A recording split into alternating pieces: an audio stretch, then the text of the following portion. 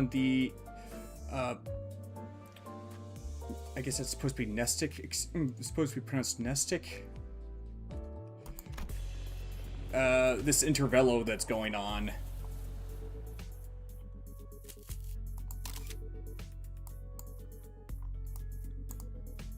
Whole lot of weird stuff going on, that's for sure. Especially with that distortion. Yep, that's definitely the woman from the photo. Ah, I know who you're looking for. The owner of the bakery was a woman holding the same wicker basket as the one in the photograph. She took one glance at the picture, held for her and gave a quick nod.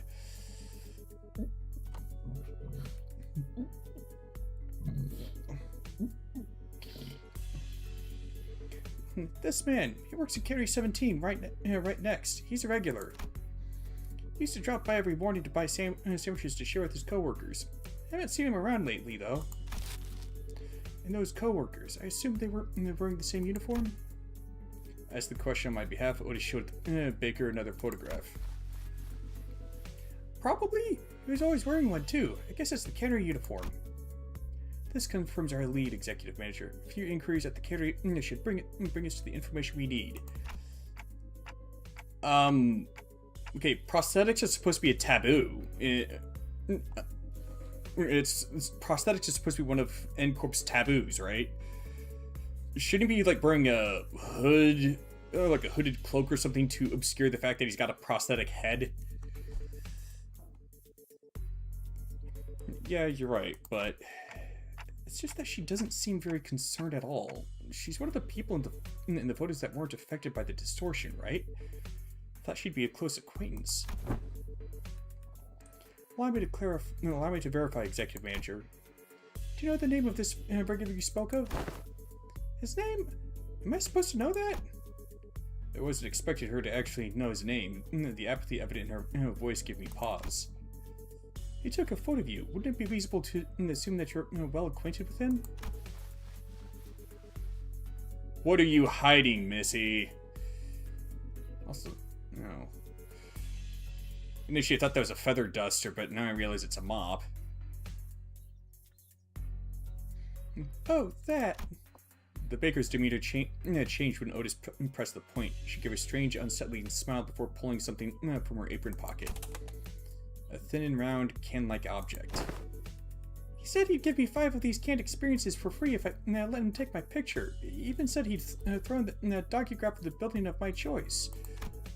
He docugraphs buildings, right? I hear he even takes work trips to the Nest every now and then. So I asked him to get me a docograph of this lovely mansion I saw by the Nest suburbs. I know I'll never get to afford a beautiful place like that, but this way I could at least experience what it's like, and gosh, it was everything I'd ever hoped for. I couldn't quite put my finger on it. There was a distinct eeriness to that dreamy, blissful smile on the baker's face that sent a chill down my spine. Young Merceau, are these canned experiences truly possessed of such marvels? To pluck all semblance of reason from one's countenance? They maintain high demand across the city. District 14 is only one of several markets. Does that mean that those who indulge in canned experiences may experience venturing on an expedition to the Great Lake and bungee jumping off the summit of that skyscraper yonder as they remain seated where they are? They may, however. Oh, a magic can, allowing one to pursue any dream the heart may conceive. Verily, I confess my own soul. Verily, confess my own soul is much tempted. It differs from pursuing a dream. Mass-produced canned experiences are made from base experience matter mixed with various modified information. The resulting end product enables intense stimulation through altered memory. Therefore, it is unlike the dream as expressed by Don Quixote. A piece of memory we find along the numerous processing stages of the cannery's production lines is not equivalent to genuine experience, meaning the usage of experience in her previous statement must also be amended. Memories altered for intense simulation. That does sound quite shady. How doth this cast a shade upon the boons granted by the can? Adventures and tales are, forsooth, inclined toward a little grandeur. It's because the memories provided by canned experiences are extremely vivid. Statistics have shown that users of cans interpret them as authentic experiences and become dependent on them. So they're addictive. A possible cause of the formation of dependence patterns is that canned experiences allow one to feel as if one has achieved a dream that is, in reality, impossible. What? They're implying that the users are made content with devouring forged dreams stored in instant-use cans? Or still, the user may no longer strive to chase dreams in the waking world. For the sweeter and more splendidly a dream is embellished, the more impossible it will appear to be grasped with one's own hands. Yeesh.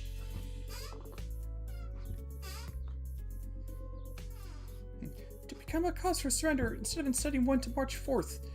Verily, doth it not annul the significance of dreaming itself? The result of dream rouseth not the spirit to gallop toward it? Whether that annuls its significance, I cannot know. But they sell well. So, how much will you be buying? Buy what?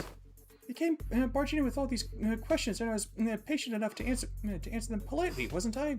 Don't you think you owe me a sale or two? Not about to leave without buying a single loaf after carting up my bakery and scaring off my customers, are you? Touché. Her case was on point, actually. With our whole group gathered around, the passers-by gave us a wide berth and hurried on, whispering among themselves. Nobody was about to come in and buy bread like that. Come on, lady, I practically cleared your shelf already, didn't I? You did? Why the hell are you keeping all that, then? Do you even gotta ask? Because I had some already. The rest is safely tucked in my coat pocket so we can all share later. So you already ate some.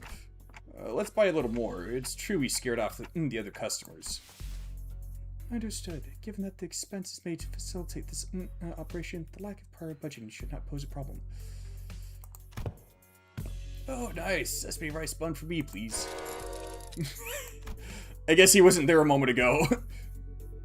It was Kim. He really did have a knack for making an entrance at the least expected moments. Hey, mister! Where have you been this whole time? Wait. Be cross with me all you like, but just give me a moment. Ezra paused, waiting in puzzled anticipation. Only for Kim to take a sesame rice bun from the baker's hands and chomp into it. Alright, I'm ready. Freaking waste of bread! God. As his angry fist drove straight into Kim's solar plexus, folding him to the ground like a crumpled sack of potatoes as he rolled away. At this rate, the owner might start charging us for the whole bakery next. Roof it all. Best get away from here. Manager. Rousseau approached me as we walked down the street, with Ezra and Kim still squabbling behind us. He's holding a roll of something brown and tightly coiled. I've completed development of the film per your instruction. Oh, so this is the film in that canister you were shaking. Do I just unroll it? Hold it up against the sun or the sources of light. It'd have to be a rather strong source of light. As is, reversal filmed images should be visible as they were photographed. It'll probably be a negative. I had no idea what a reversal film meant. It means it's a negative. But I did as he said and unrolled the film. Okay, I can see it. Huh, that's pretty cool. Oh, is it showing? Can I see too? I went over a bit. Let me have a look too. It was hard to make out the details because the images were too small, but I could still tell the strip was packed with almost identical pictures. Is this the same person every shot? In the same pose in all of them? Huh? You're right. No, wait a second. See the arm here? The further along the strip you go, the lower it gets. Yeah, and the head looks like it's turning to the right. Huh? We were all squinting up at the tiny frames of the film when Sinclair suddenly flinched and went stiff like he'd seen something he shouldn't have. A second later, all color drained out of his face. Sinclair? What's the matter? This reminds me of something I learned in school. You draw a picture in the corner of a stack of notes or a thick book, in the exact same spot on every page. You start with the arms down, then you make one small change on each page. Nudge the arms up higher and higher until they're raised all the way up. When you flip the pages fast enough, the drawings stop looking like separate images. The still figure starts moving. That class is called Introduction to Motion Pictures. I remember the teacher saying that video footage we watch are all made the same. We're all made the same way. Seeing that this is... It's a continuous sequence of still images. The arrangement of the frame suggests that this film strip is highly likely to constitute footage, violation of N-Corp's taboo.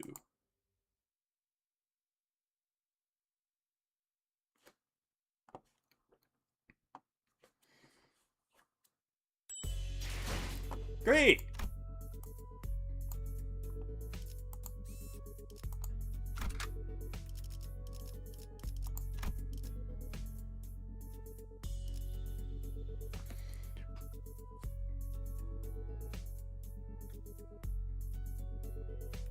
Hmm?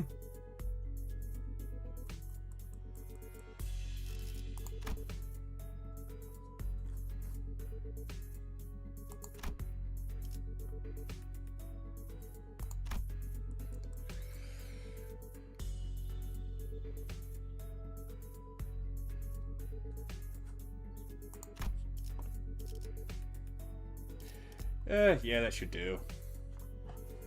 헌팅 커틀러리 준비 끝. Oh, crap! As soon as I registered Mersault's words, my hand reflexively threw the film to the ground. Are we gonna be okay? We might have just broken a taboo. My mind began to race, rapidly traveling back through our journey, specifically to the time when Don Quixote had smashed that window at K-Corp and caused the wing to wipe out our team multiple times over. I felt faint. At least we had Virgilius with us then, and it ended up being not that big of a deal at the end of the day, since I could revive the sinners. But some nest taboos can get us in serious trouble just for carrying anything that has to do with them, can't they? I hurriedly turned toward the sinners, many of whom looked every bit as troubled as I felt. Still, a few of them expressed a casual lack of concern, citing all the crazy things we've gone through so far. Miss Faust? What'll happen to us if this gets the major killed? Okay, so this is it, huh? Stop freaking out, guys. They're not dying, and we'll be fine. N-Corp's not gonna kill you on the spot just for possessing a film roll. Really? Well, it might be a problem if the film roll does contain a journey recorded footage, but it's not like you guys had a hand in filming it, right?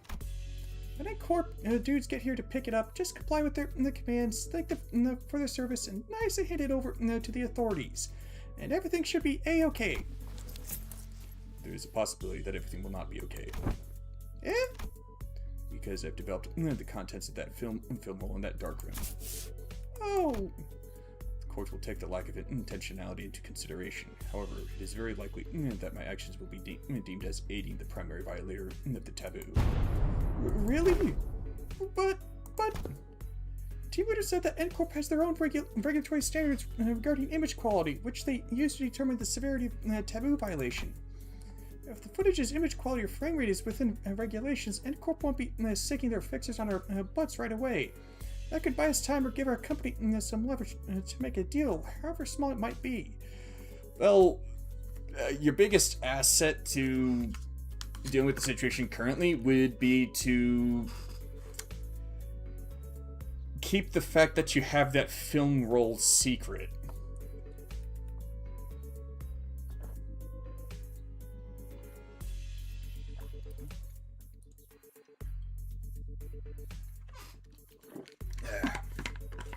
It's a little thirsty. Because what they're really sniffing around for is how close to reality the video is, or how close of an experience it provides to real life.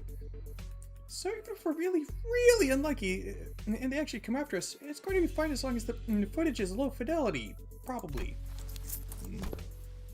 So what exactly does frame rate within regulations entail? It means that the interval between each frame shouldn't be, like, super brief. Think about photo slideshows.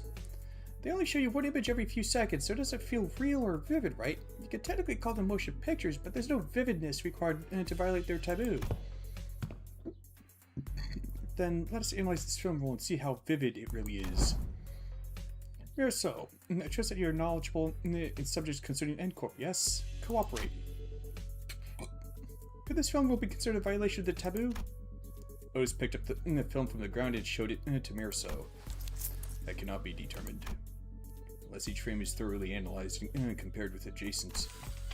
Without waiting for Mariso to finish, Otis unrolled the film roll and raised it against the sky. The rest of you, get over here! We must analyze these frames! The film canister was labeled experiment, so I assumed the culprit had created this as a test run of sorts.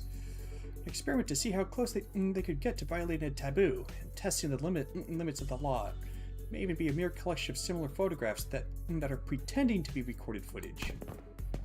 As soon as all gathered around Otis and look up toward the unrolled film in unison.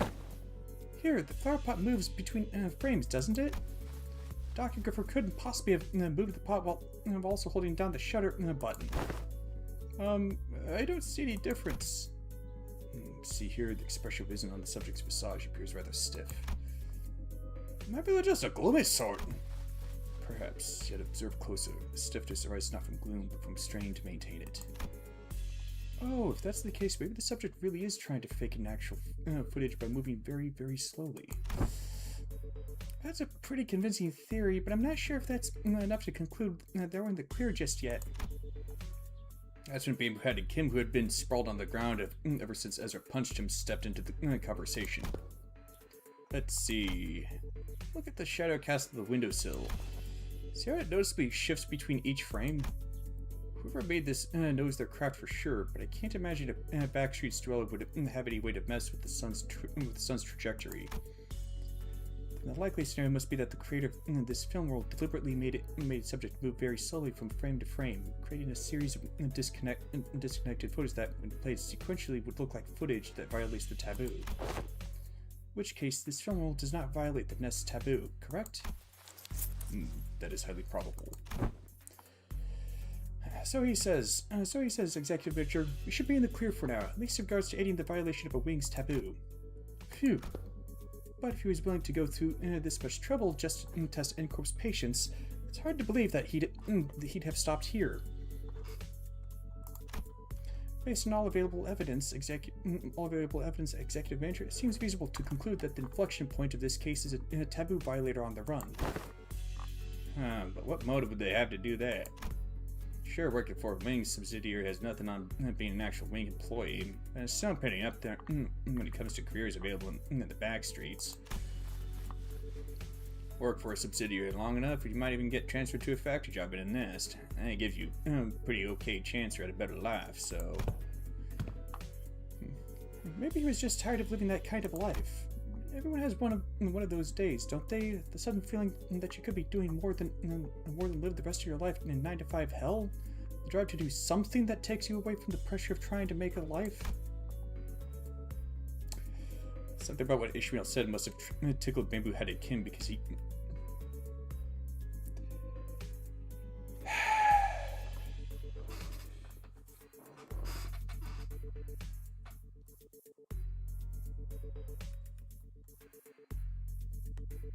Freaking bots. Probably on Twitch. Well, it's kind of odd that it's didn't show an icon at all for the... Yep.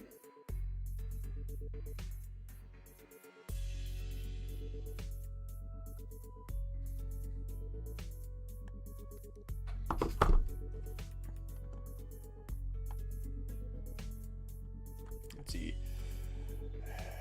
Something about that... about what Ishmael said must have tickled Bamboo-Headed Kim, because he suddenly whipped around toward her and shook his head. Maybe, but how many of those people do you think are capable of throwing away everything that they've built on a whim? From what I've seen, maybe our culprit just likes to play with fire. Play with fire? Yeah, it must have started by doing something that technically doesn't count as taboo, and inched on until he brushed thrillingly close to one. One thrilling shot from it through his camera, and another with the next, until he eventually ended up recording actual footage. Cool, then that leaves the question of what the heck was he trying to do with it? Might have been trying to screen it using a projector for all of this part of the back streets to see. What? But wouldn't that make everyone here, even those who unwittingly came across the projection? Right on. It'd have made those folks violators of the taboo. But why would anyone...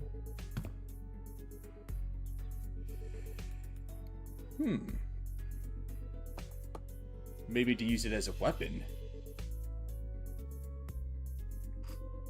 because technically, because like just simply viewing it would make them a taboo violator. Thus would prompt N Corp to send a taboo hunter to after that person to take him out. So, would you care to explain how you know that, Mr. Breadbrain? I surrounded the opposite street, and apparently, some guy's been going around asking the workshops if they could make him a projector. Seems like most of them turned him down, but they also said that he stopped showing up after a certain point. Fair to guess that he got his hands on a projector somehow, or he distorted.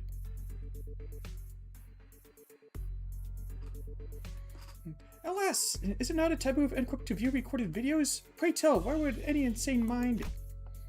Well, it ain't taboo if you only made a projector, isn't it? Backstreet's blocks it down for anything as long as there's coin. Huh. So how do we track this guy down? Multiple individuals of the same garb as the pinframe team have just been identified in the vicinity. They are all carrying this same briefcase. Oh, well, isn't that convenient? Maybe we could play this like in the festival or convention. Just tell people who look like they're involved, with what we're looking for. So they'll lead us to wherever we need to go. Indeed, at architecture conventions, there would be those in formal plaid shirts and suspenders milling about, and I could always trust them to lead me to the convention venue. And was it common for these plaid shirt fellas to look around, like the scan of the area? Did they also go around checking people against photographs? Or collect evidence? Please advise for. And they also radioed each other, glaring at people like they're glaring at, huh? Perhaps you could answer that series of queries yourself. Nope. This crowd sure didn't look like they're gonna let us follow them.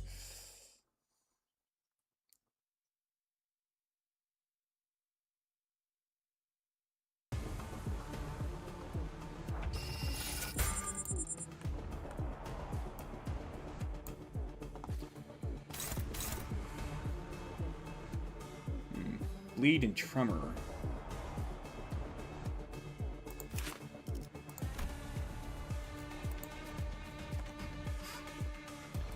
One offense level down for every 2.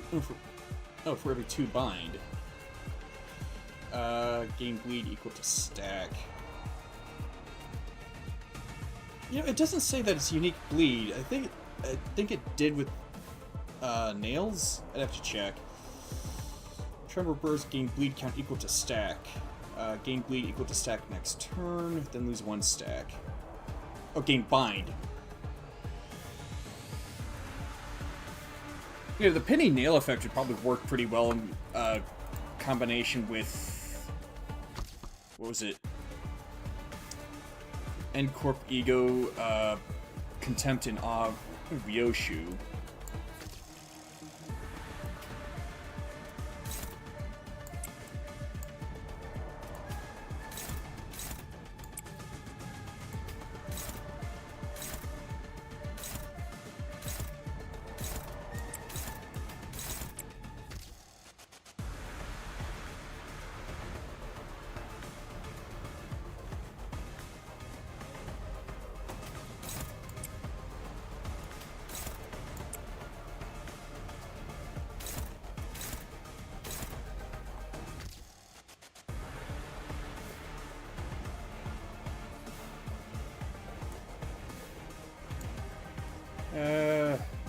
Shit, don't remember which of those two was first in the turn order. I think it was Gregor.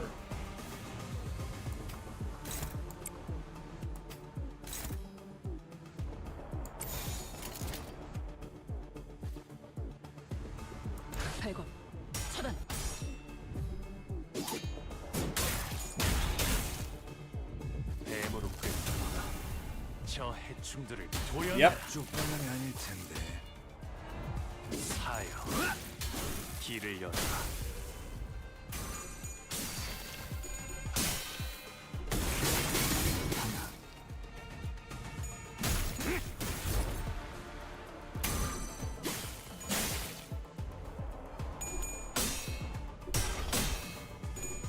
Oh, you gotta be kidding me!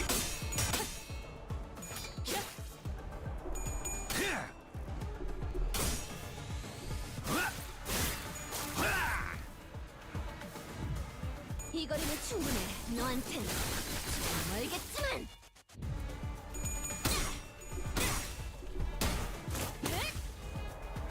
속 펀치. 지령대로 움직일 뿐입니다.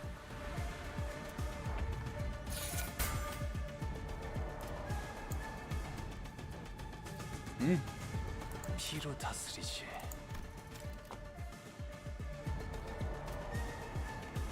We use skill of identical break to the skill photographic crash power -5.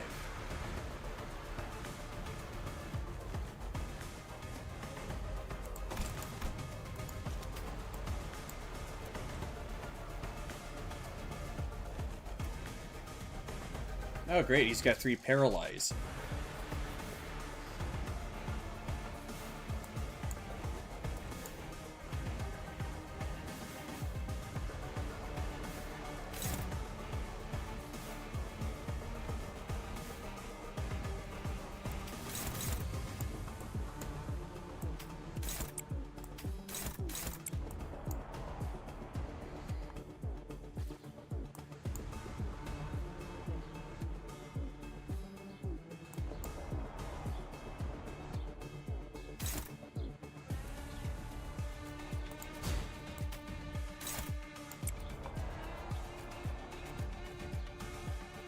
Oh.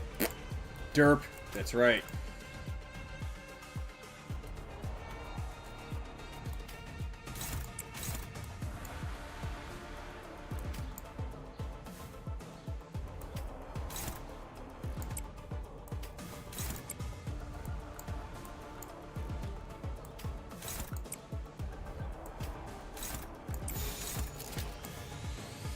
Yeah, that should do it. 자, 어느 쪽일지 잘 생각해보라고. 누구가 나 살리려 하지 마라.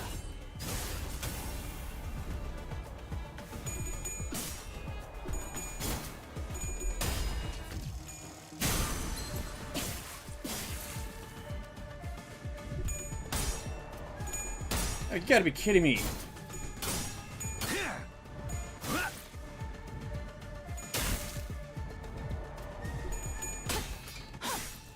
귀와 요격. 함수. 정리로와.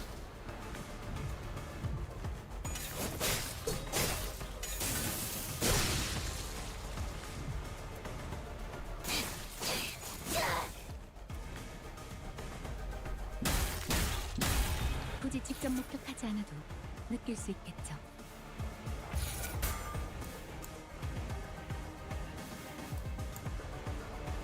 Okay. 와리를 튼 뱀 근처에 Blindsiding 오지 Queen. 말랬잖아. Okay, good.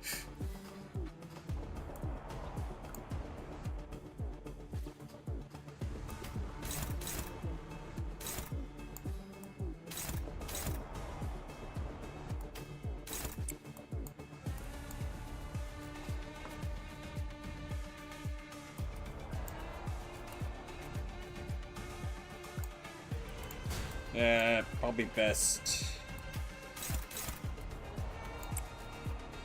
Use a guard.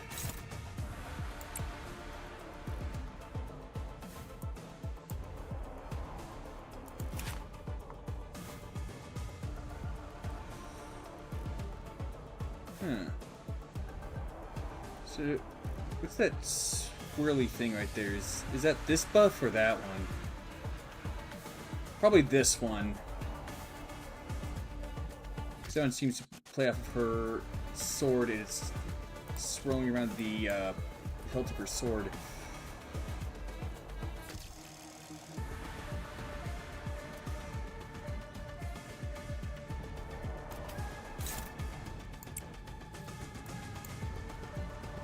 Oh shoot.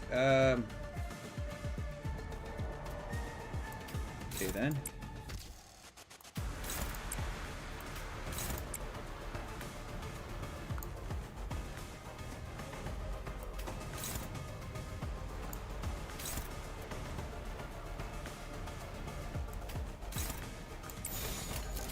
지령에 따라 참가.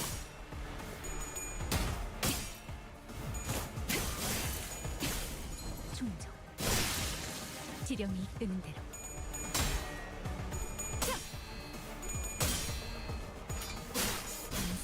무너졌다면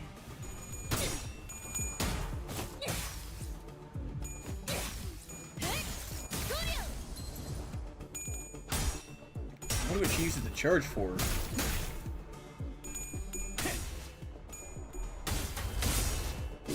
Maybe I should check.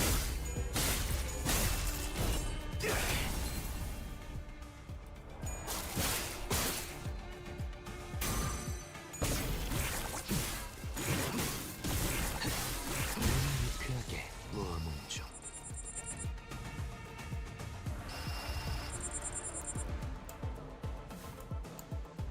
Alright, so 6 left to take out. Okay.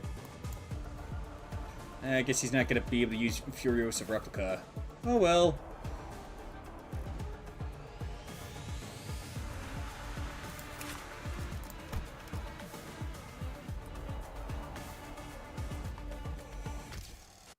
Okay, so 10 plus charge count, commit all coins to the skill to unbreakable coins.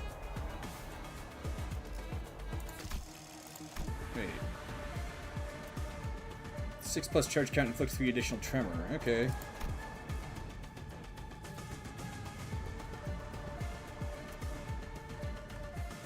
I wonder if there's going to be an identity based on her at some point, because this seems like a rather interesting toolkit. There aren't a whole lot of, well, good options for tremor in charge.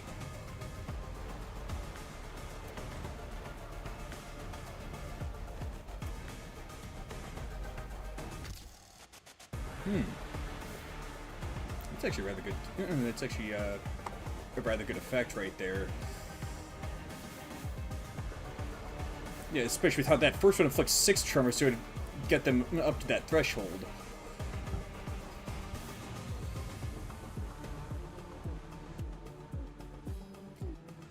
Let's see. If target has a negative effect, deal plus 50% damage. Does not. If this unit does not have charge count, inflict plus 1 additional tremor count on target on skill hits. Consume all charge count and apply the following effects. Trigger an additional tremor burst. Tremor burst triggered by the skill cannot consume target's tremor count. Ooh. That would be really good for a tremor team. Please tell me there ends up being an ID based on this. Or please tell me there'll end up being an ID based on it.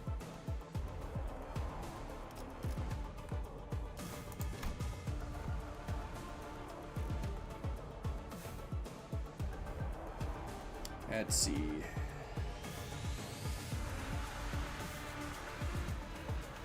Handmade Golden Retriever exclusive axe?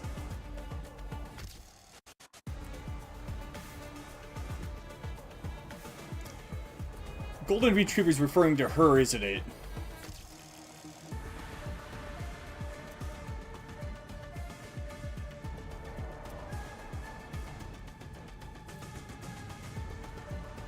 Man, this one's rather nuts.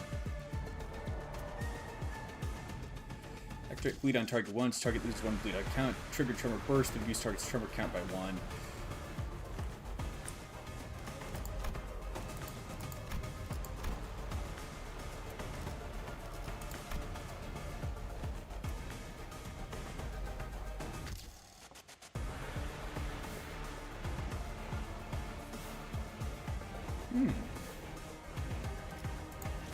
Oh.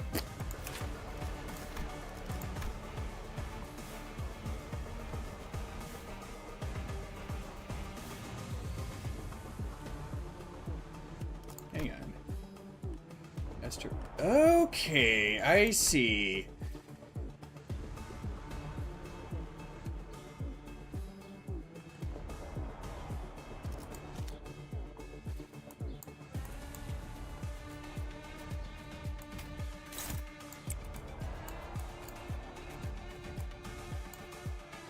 She's good.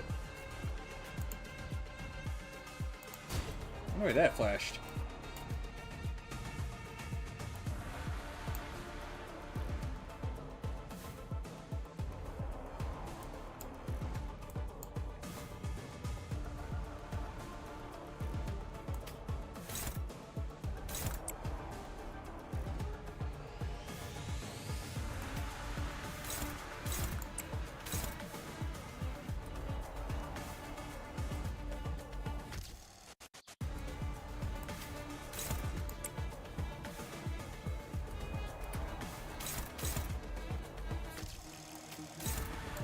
Yeah.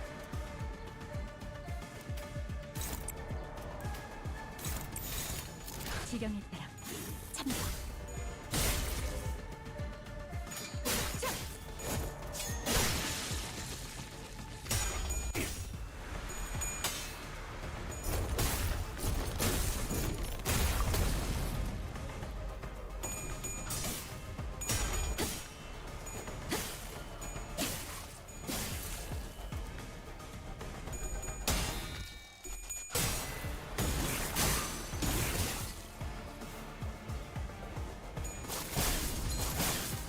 나비 교환.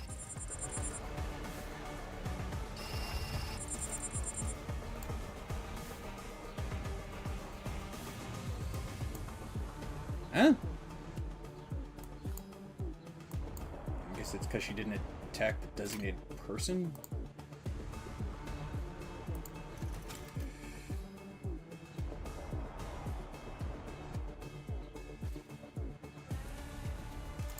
Yeah, it is. Okay.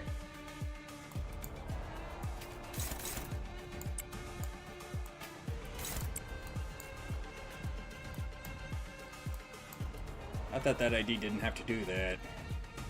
Clearly, I thought wrong.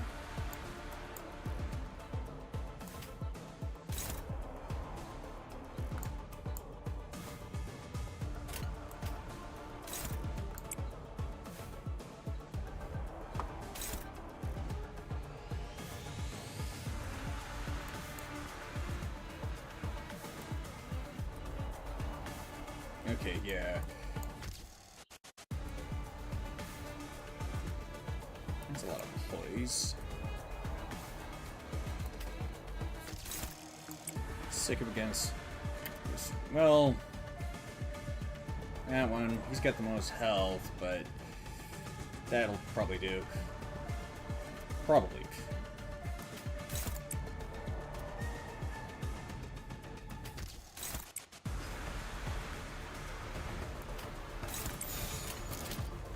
자, 어느 쪽일지 잘 생각해보라고.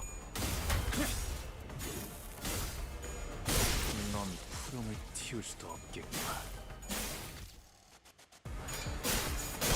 물어떨굴 수밖에.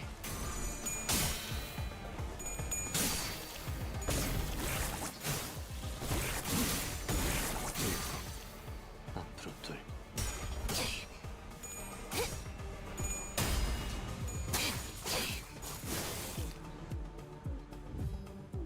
그냥 5배.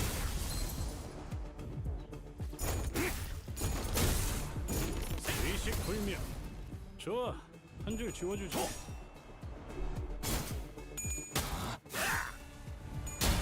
그쪽 방향이 아닐 텐데. Huh, I thought he'd end up doing more than that.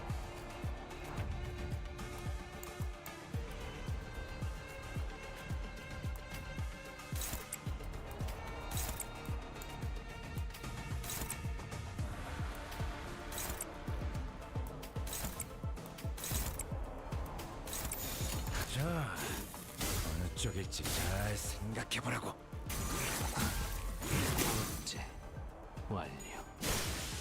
지령의 뜻이니 거쳐내. 새겨주지. Not the hair coupons! 좀 추상네. 물어떨굴 수밖에. 지리일렬. Yep, and now Furiosa replica's ready. Of course. Welcome on and do. How's your day 지령이 been? 수행되었습니다.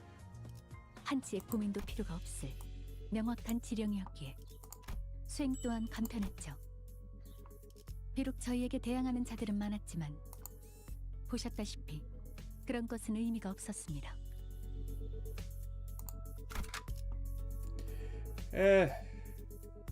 Yeah, stick with that. Although,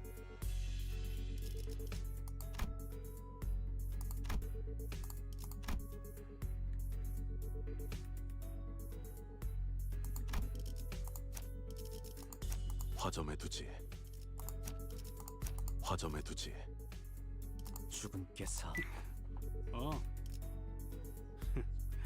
change it up a little bit. 당장 집행해주지.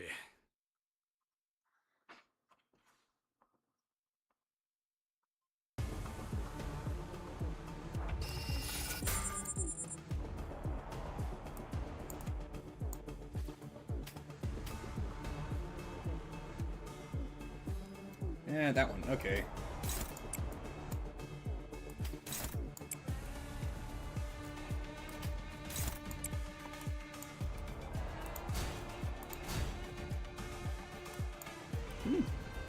Nice. Yep, combat start.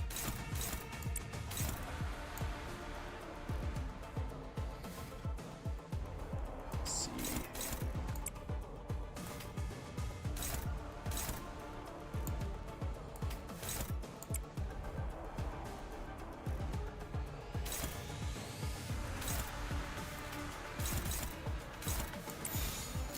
I guess I'll have to cross my fingers on that one.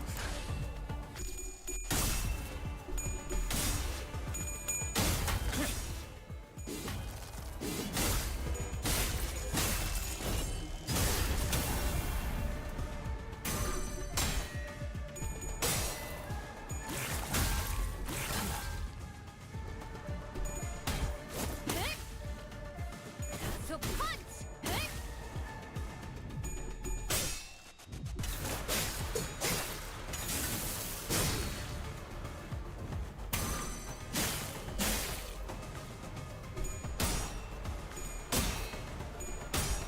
Gotta be kidding me.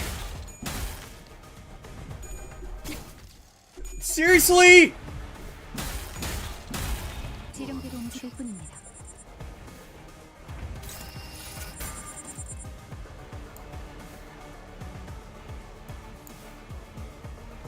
That is freaking bullshit. 나대지 말고 내 뒤에 서 있어, 주인. Let's see. 6 poise count. Okay.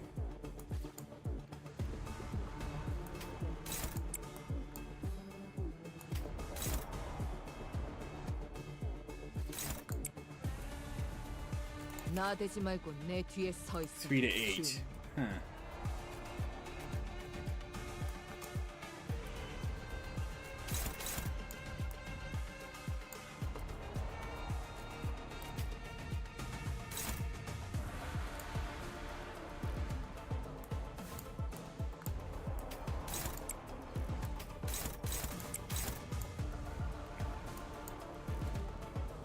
All right.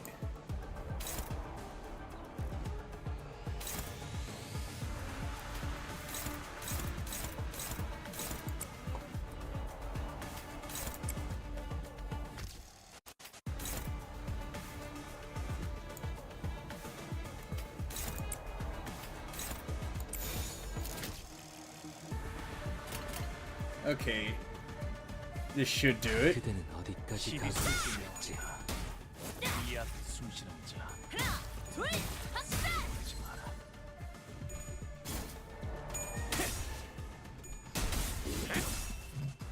대무로 꿰뚫어라. 저 해충들을 도려내. 쪽방이 아닐 텐데. 사여. 길을 열어라.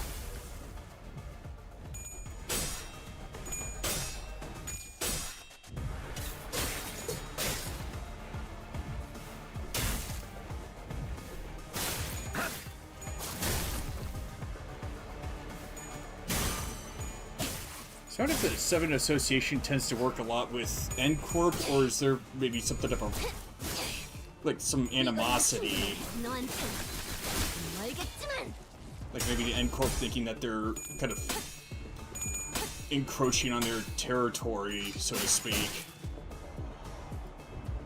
여기 심장이 잠깐짜리 You gotta be kidding me. 굳이 직접 목격하지 않아도 느낄 수 있겠죠.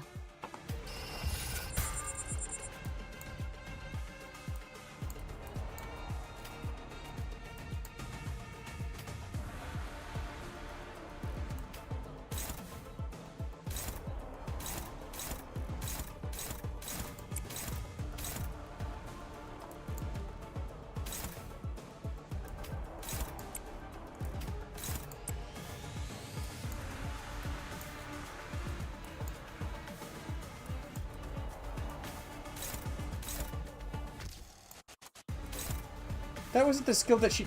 Oh, that's why. Paralysis.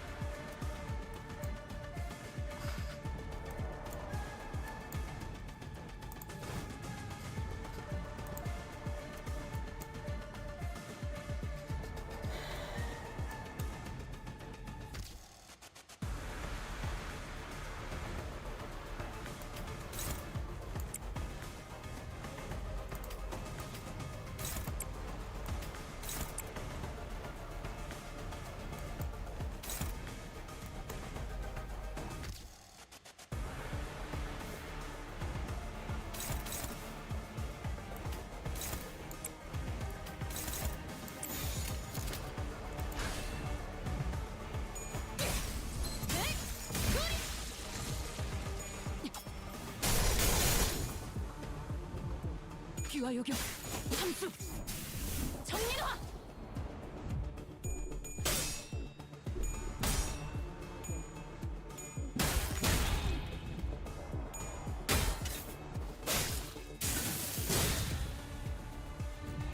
It didn't seem very impressive.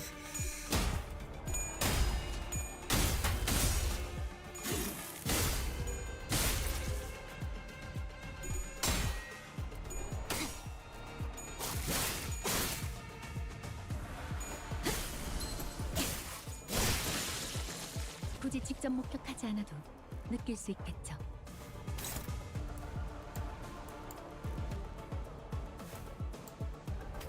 대화를 하는 것이 지령에 어긋나지는 않죠. Let's see. Hit a target with egos. Okay, so hit a target marked. Marked with that.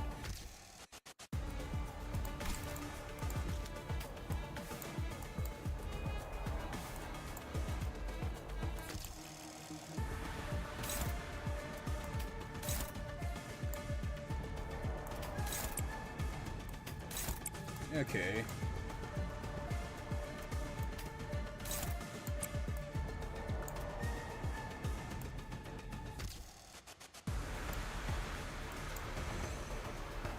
Wait. Yeah, that's what I thought. They're almost out of that. 오지 말랬잖아.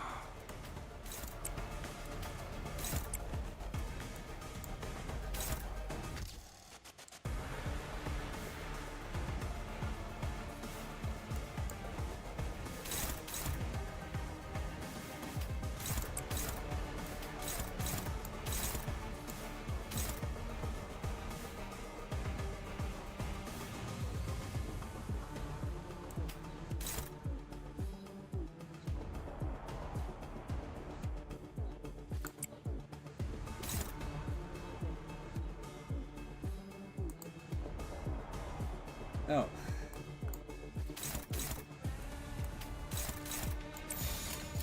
그대는 어디까지 각오했을지.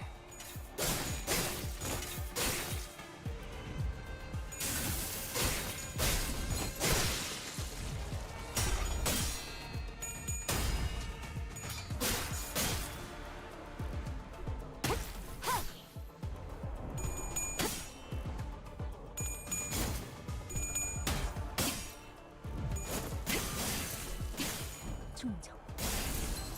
지령이 이끄는 대로. Well, dang.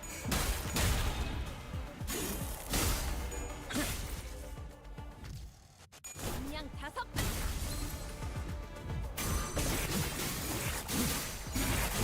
이게 심장이. 죽는 것도 사는 것도 지령의 노래.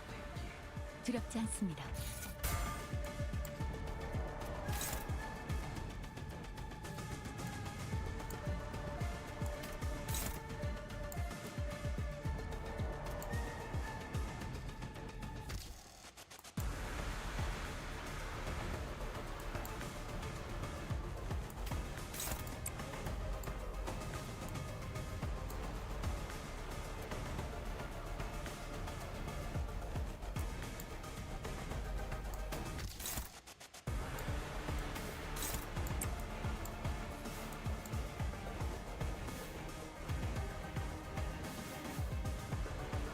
Okay, so what else?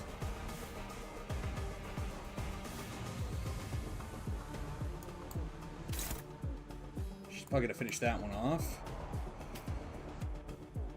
Correction, definitely.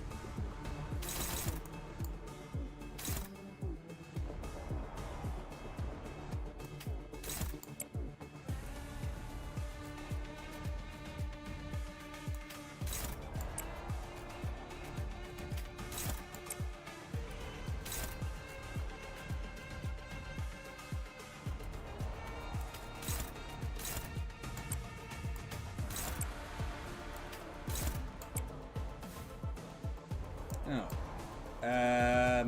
Right.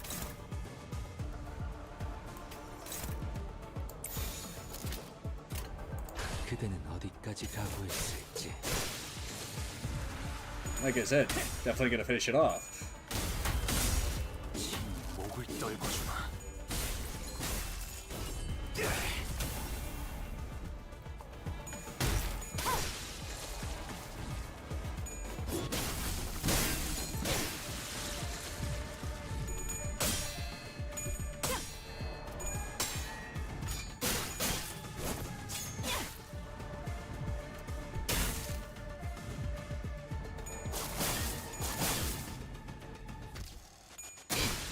죽는 것도 사는 것도 지령의 뜻. 두렵지 않습니다.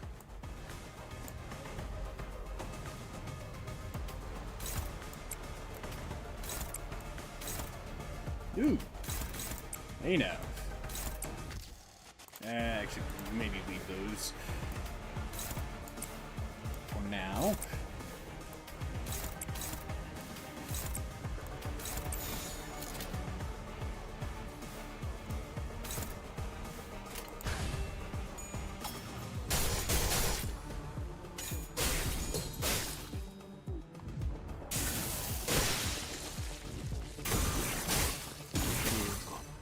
앞으로 둘.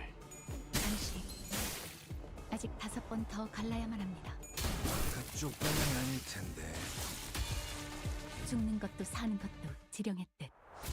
두렵지 않습니다.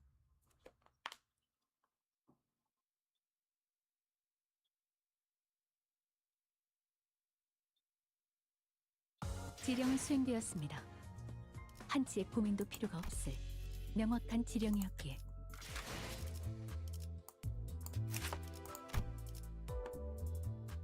Okay, so she gets clash power for every 2 speed difference. Fortune can vary quite a bit. Also gains clash power. No, it gains coin power.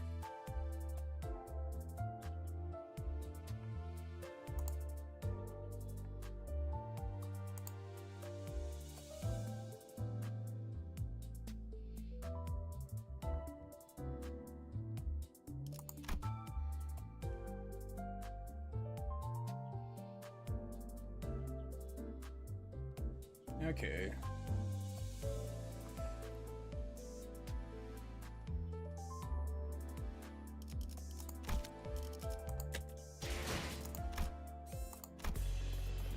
It's kind of puzzled why it didn't seem to be working too well.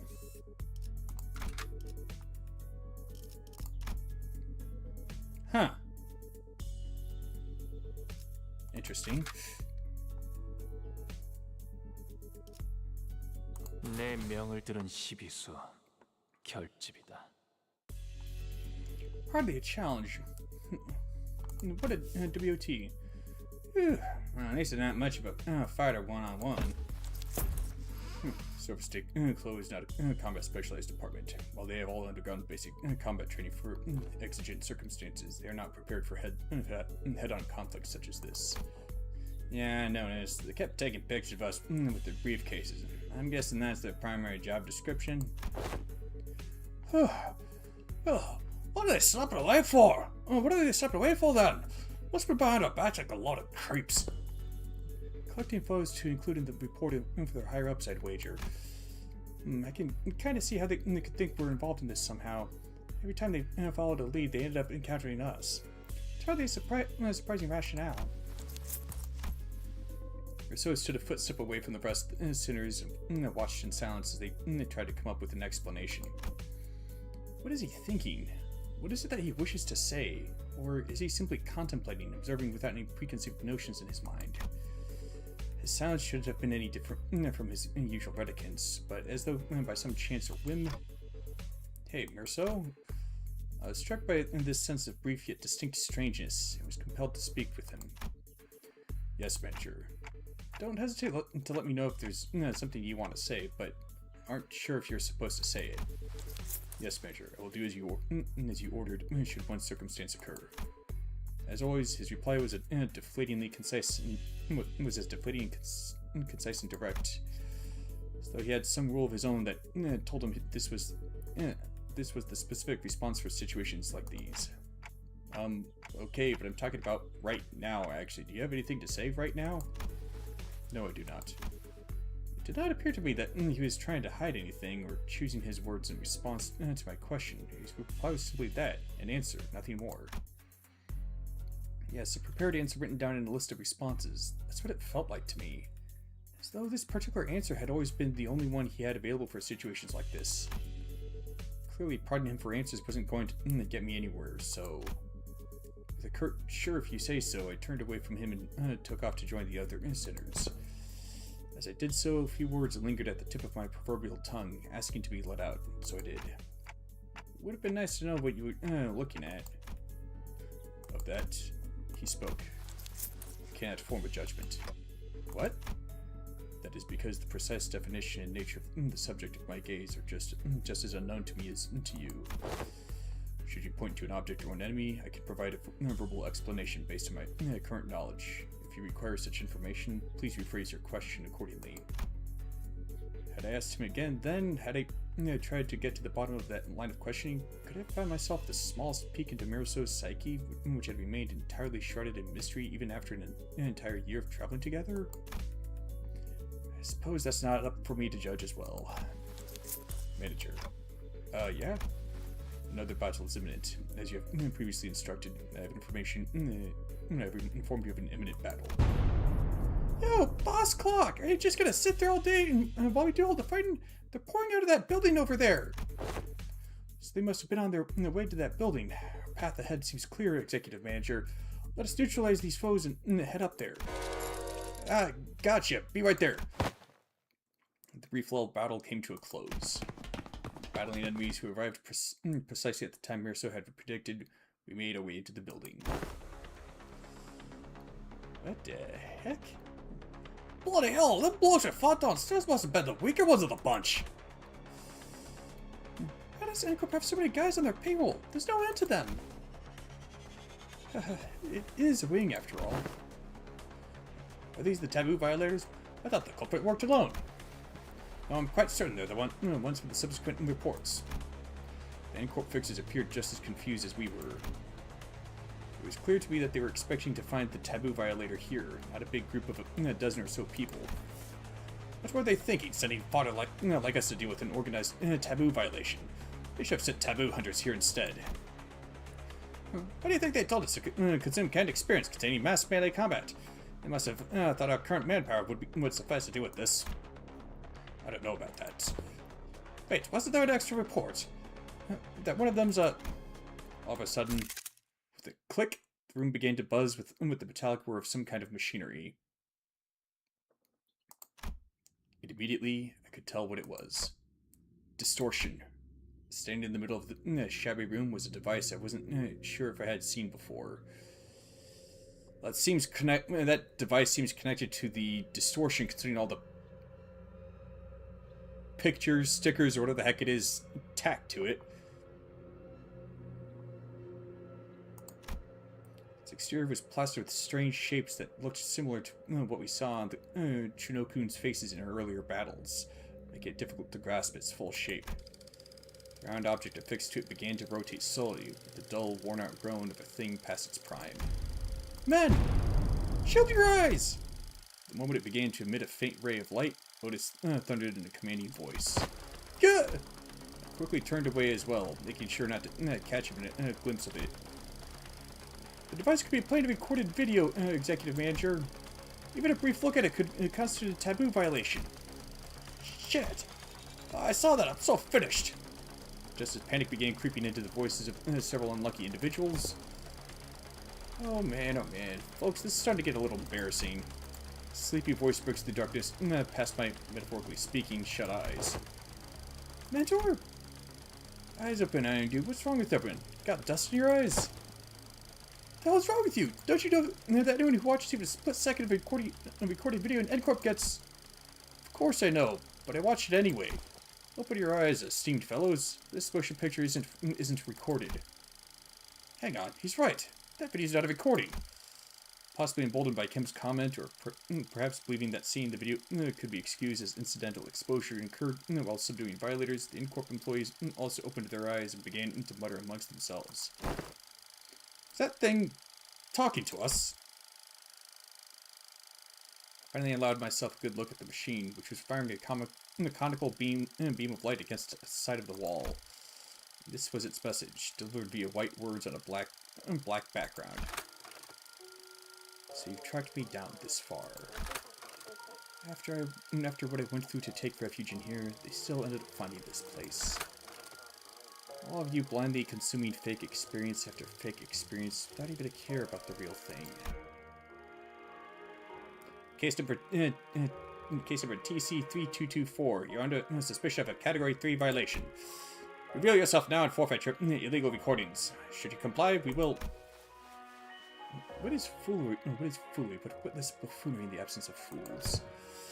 The hallowed vessel, bereft of all but lingering delusions, grants not even a rule of echo to the dog of excoriation of tools. What's this fella on about? If you mean to obstruct our official duties, we won't hesitate to use force. Without even so much as turning around, bamboo-headed Kim raised his sword and parried away the N-Corp employee's nail-shaped weapon. Only speaking as my whim guides me, my dear fellows. No need to get so huffy. I only aim to say that this abomination has no consciousness. After what I went through to take refuge in here, they still ended up finding this place. All of you blindly consuming fake experience after fake experience without even a care about the real thing. It's repeated the same sentences over and over. That does make me wonder. Was I just as far gone when I distorted past all words and reason? I mean, if anyone has an answer to that question, it'd be you folks, right? Kim said nothing more. He turned a piercing look on us, all the while effortlessly swatting away the N-Corp employee's attacks, as though he was goading us into telling him the truth. Well, don't suppose there's any point in asking. I am no different from this abomination. Just as it wields that contraption, I must have wielded the only thing I have really known. The blade, transforming into a mindless fiend, consumed by a mere tool, cleaving through both friend and foe, unrestrained. Hey, Junior, are you still on about that? I tried to avert my eyes, I truly did. Such disregard is easier said than done. How can I, when that distorted being has no qualms showing me the... Doesn't he know how rude the unsolicited reflecting of the fathoms of one's heart is? That's got to be illegal or something. Illegal, I say. Turning a customer into a thug on a protection racket run, mere ant before a car in motion into a swerving driver, conjuring dead followers before the eyes of their mentor, simply unconscionable, rude as hell, as some might say. My poor heart almost burst out of my chest, courtesy of you.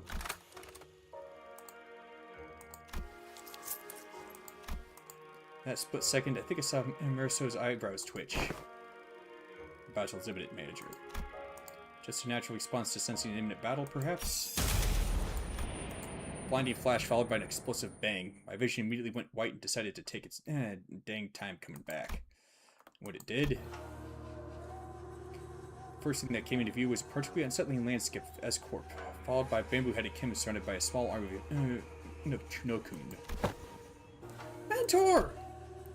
Keep that up and you'll shut me deaf, Hangdu. This is about time we both grew accustomed to such sights. Mentor, still do I wake from these dreams drenched in cold sweat, that they might bind and drag you away. Yeah, this isn't so bad, is it? It's just these folks so far, unlike earlier when... Another flash. What? What was that? Everything went dark. I don't understand what's happening, but first things first, we have to neutralize everyone here and get our mission back on track. Adjusting projection. I've been straying far and wide. I've been straying far and wandering all day for this exact reason, and so that was its mechanism. Faust? Words began to shift rapidly before I had the chance to ask Faust what she had meant. To the one who finds comfort settling in lies, I give you what most deserved your gaze. Bollocks! I'll be blood before today's over at this rate! It changed. It did? Unlike the other instance, one of the distortions is different from the others. As Mariso identified, there was something different about the group of Chunokun this time. They were accompanied by someone else. A warrior in impressive armor, wielding a sword that was just as tall. That armor, and great Huando of the South Circle. To be reunited in such a manner.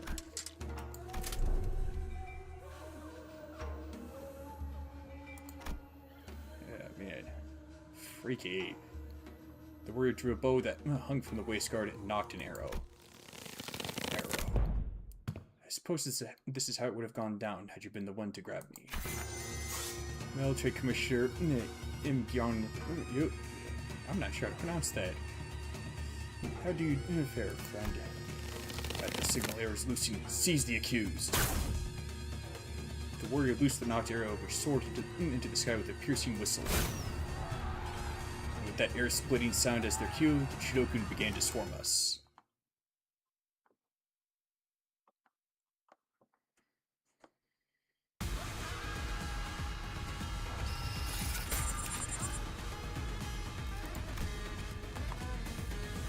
Alright.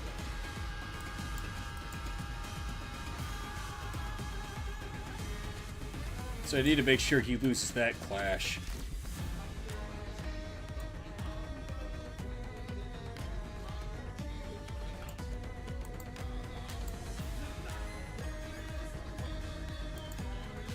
Let's see.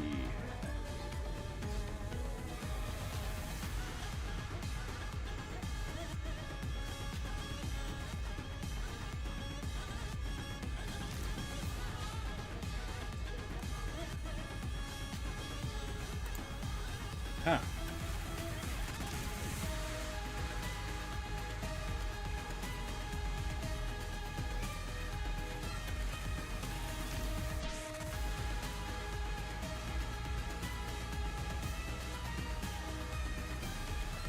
Seems like an odd skill.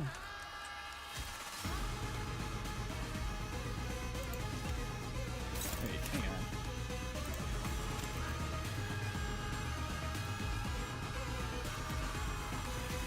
When in battle form of the homeland, bear hunt gain stack. When in battle form of the homeland, tiger hunt lose stack.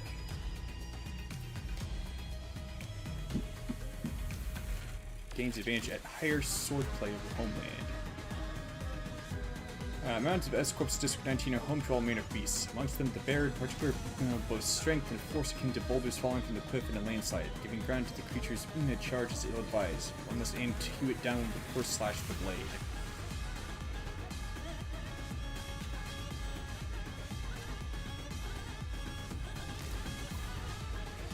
Getting this effect gains shielded 10% of the student's max HP for every stack.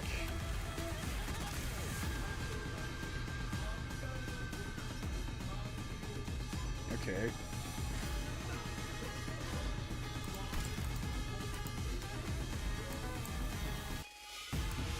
Ah, boy, this is gonna be a royal pain, I can tell.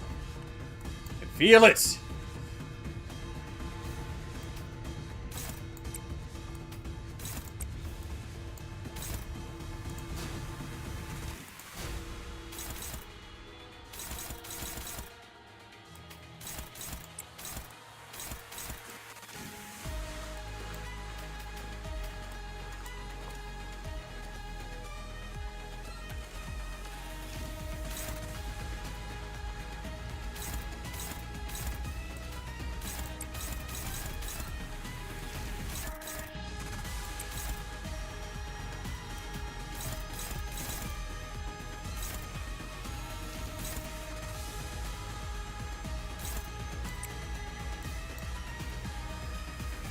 There we go.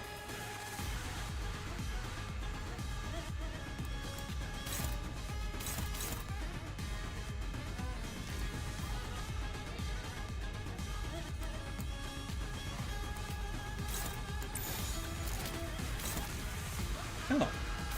Clashable counter. Okay then. 지령에 따라 애무로 저 해충들을 보려내. 쪽방이 아닐 텐데. 사여, 길을 열어라.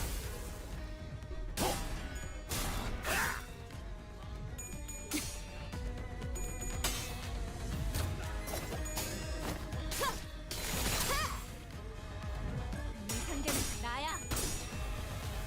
속 펀치.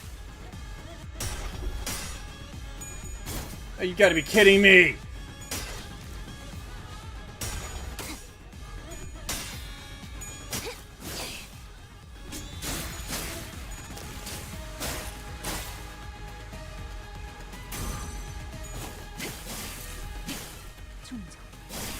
지령이 이끄는 대로.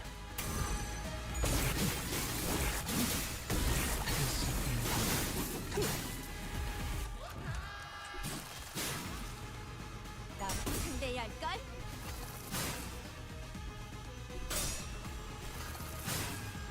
지령대로 움직일 뿐입니다.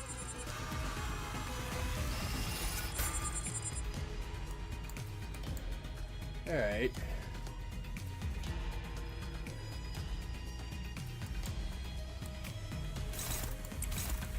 Gotta finish that one off.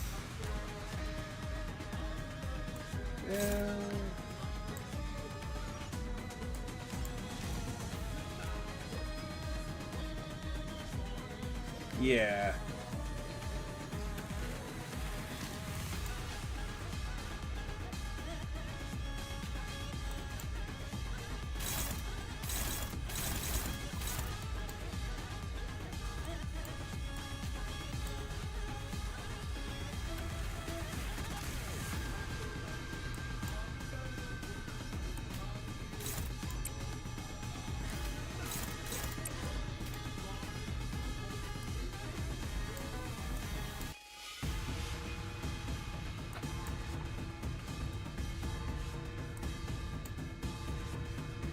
Huh.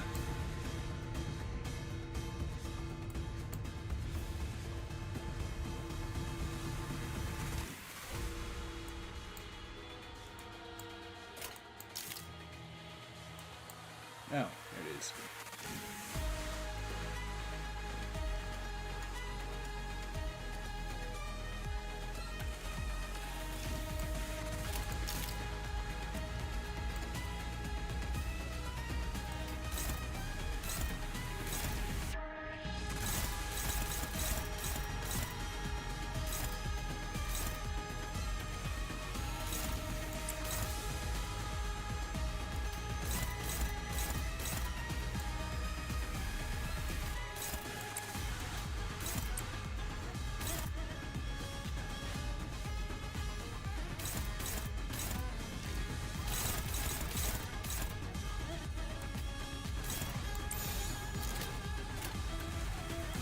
자, 12수의 저기 잘 생각해보라고. 숨쉬는 자. 하나 살려보내지 마라.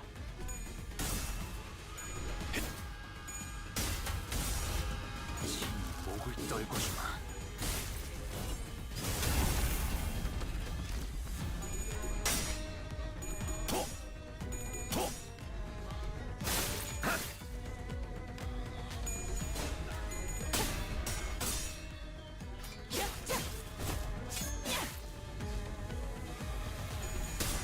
How's my luck with coin flips this bad?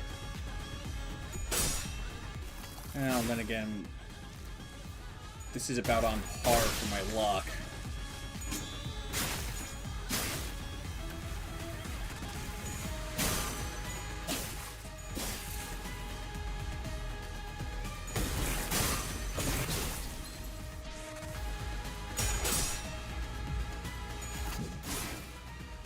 굳이 직접 목격하지 않아도 느낄 수 있겠죠.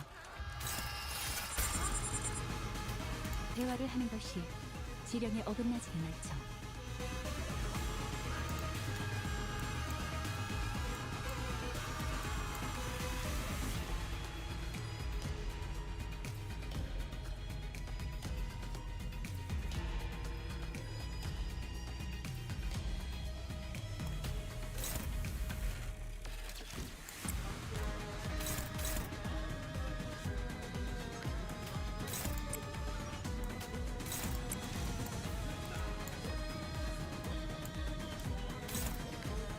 Okay.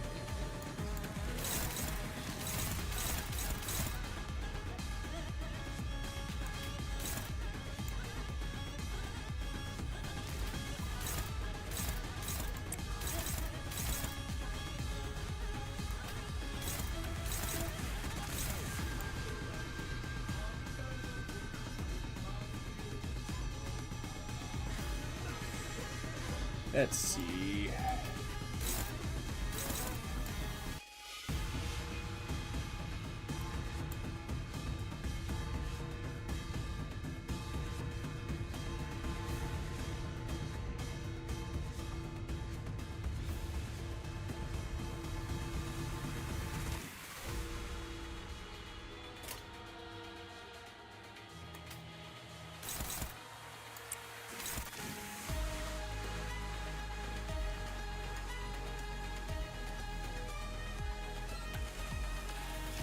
Huh? That's odd. It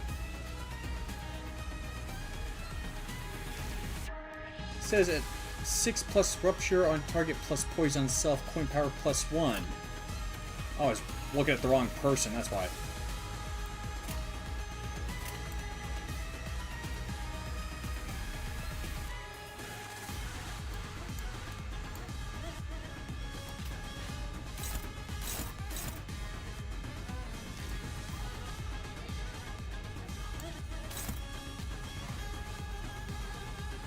Okay. So yeah, probably ought to...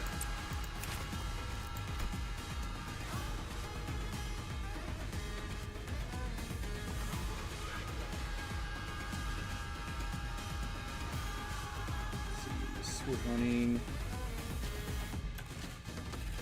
Target skills, assist defense, exclusive skill for unbreakable coins.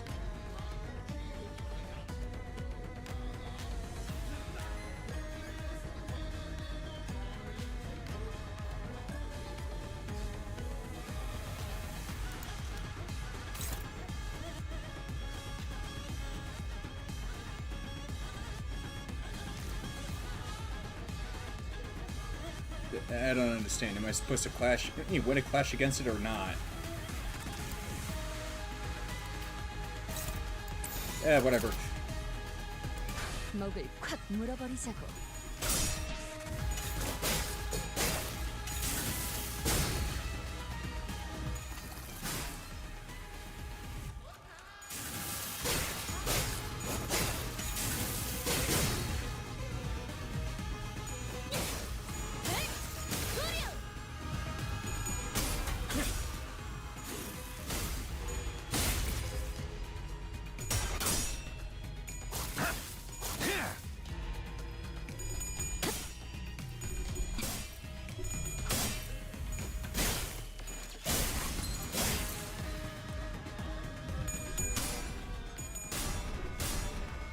You gotta be kidding me.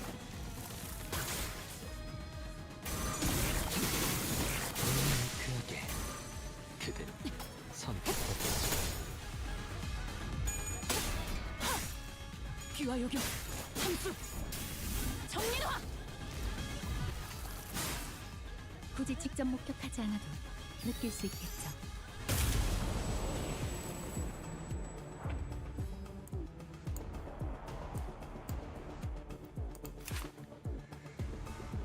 Oh.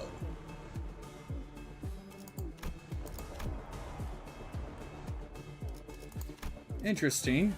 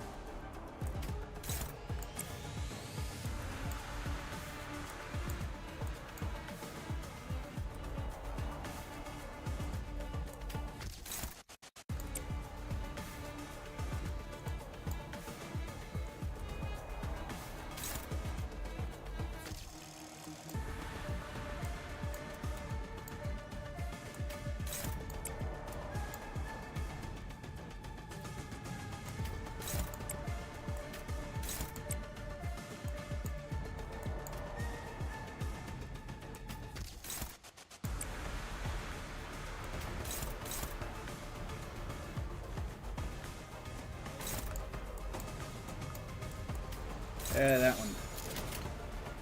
지령에 따라 참격.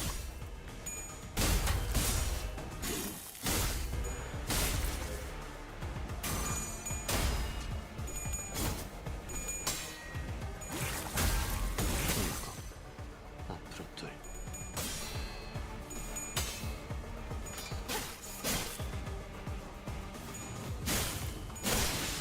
지령의 뜻이니 부정은 없으시게.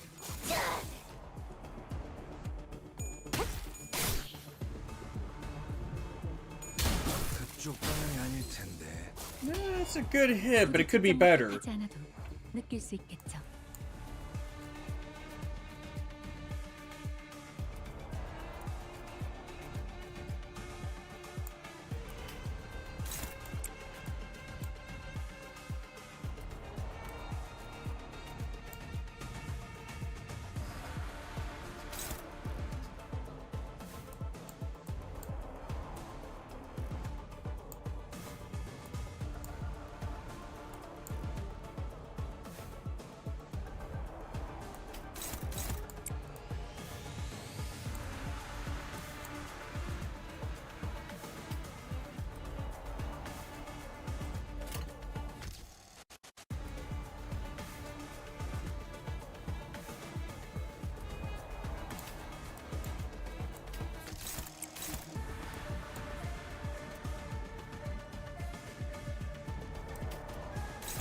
Oh, that'd be one sure way to accumulate procure. Ooh.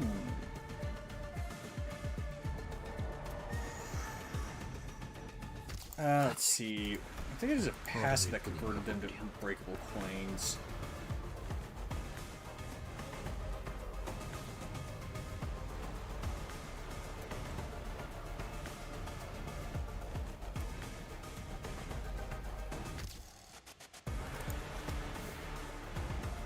Yeah. 아직 얼음일 뿐인가 보구려.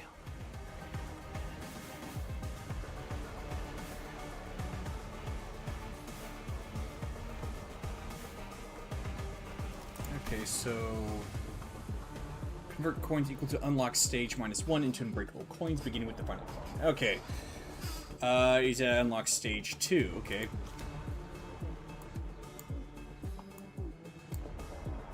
아직 How does he? 얼음일 뿐인가 보구려. Let's see.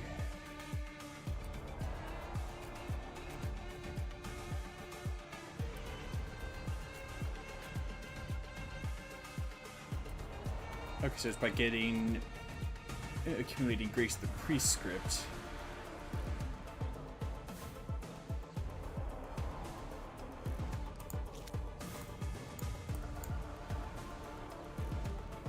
Yeah, some of these IDs have really complicated toolkits.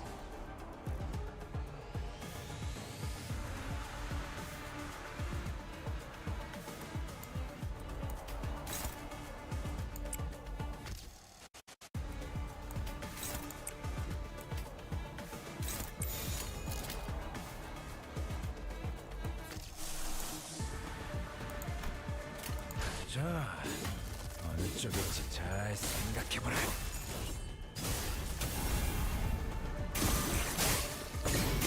이제 완료. 무감을 준비하고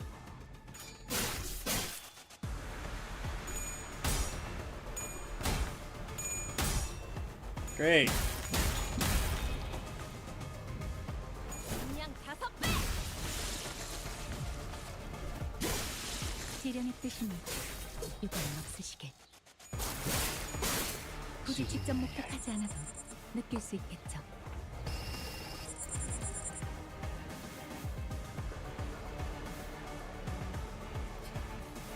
I'd rather save Curious Replica for the next round.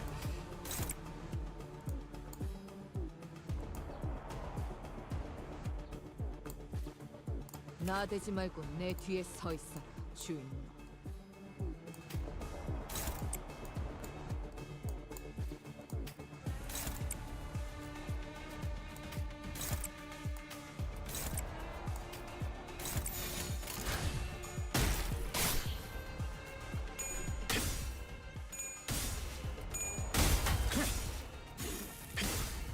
고작 이 정도 탕류의 허덕이나. 이게 심장이 굳이 직접 목격하지 않아도 잠깐 좀 느낄 수 있겠죠.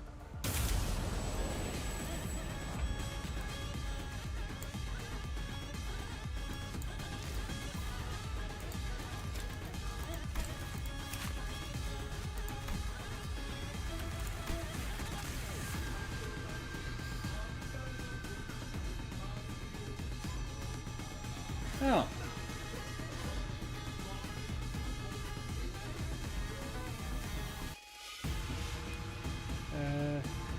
Oh, and that expires. Okay.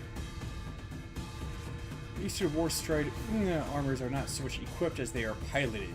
As Corp's Duojang Brigandine is one example of such armor. Much like our Corp's powered armor suit and the full plate armor used by the Knights of the West, the Duojang Brigandine greatly augments the user's offensive defensive capabilities. Yet these advantages do not mean that armors of such potency are readily supplied for combat personnel. Each unit has its own unique controls that comes with the limitation of requiring separate fuels. What remains certain, however, is that with all the aforementioned armors, once a rider has familiarized himself with the Duojang Brigandine's extended reach and heightened power output, it becomes a machine of war that spreads across battlefields with the promise of slaughter. Might have been a bit tough to hear me over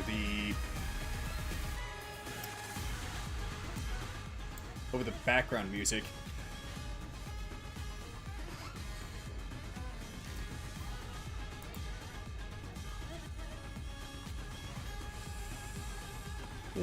Use pattern includes the Bow of the Homeland Arrow Loose skill. Huh. The Sword of the Homeland and the S Corp's traditional art of swordsmanship is also divided into 3 branches. Salpied Pieo? Within their teachings exist techniques to hew and cleave through creatures of colossal stature such as Sanguns. To perform them in full, a swordsman must wield the great Hondo capable of bearing the strain of the techniques.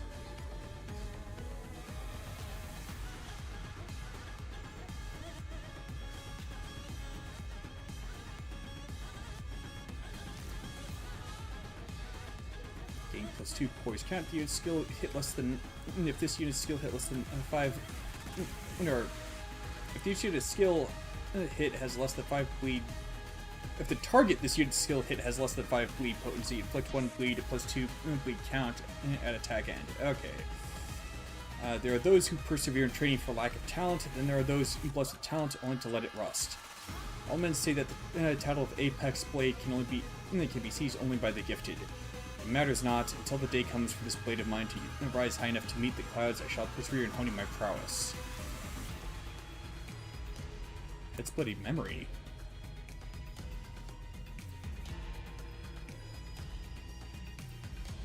Huh.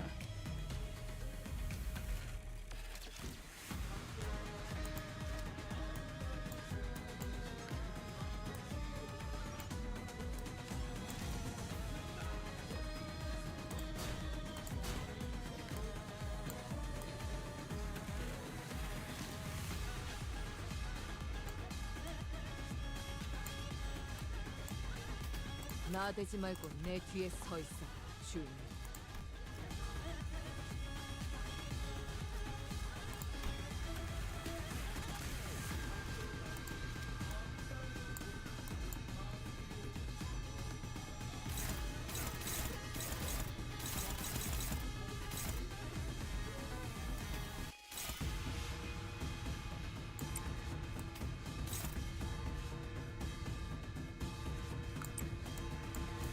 I think that'll work out.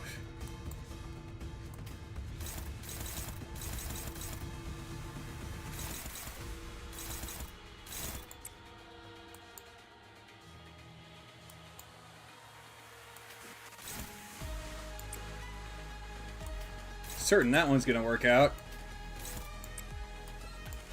Oh yeah.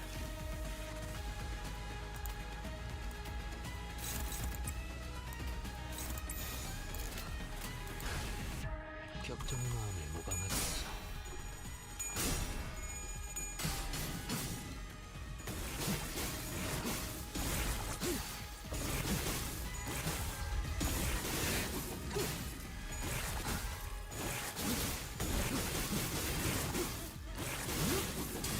체험 종료.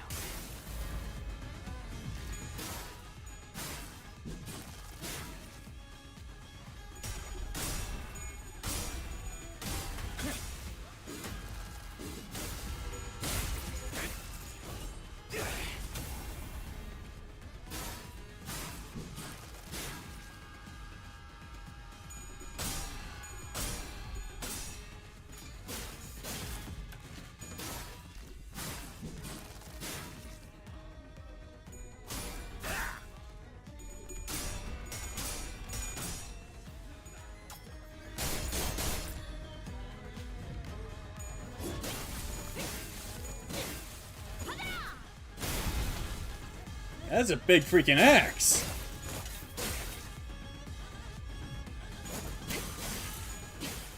충족. 지령 죽는 것도 사는 것도 지령에 따라 나라이브의 상처를 두렵지 않습니다. 쪽이 뿌려.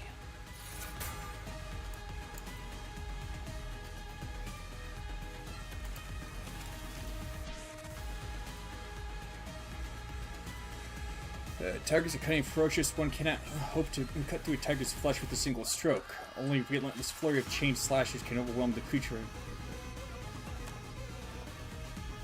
Okay, that should probably make it so it can actually be heard. Tigers are cunning and ferocious. One cannot hope to cut through a tiger's flesh with a single stroke. Only a relentless flurry of chained slashes can overwhelm the creature until it is felled at last.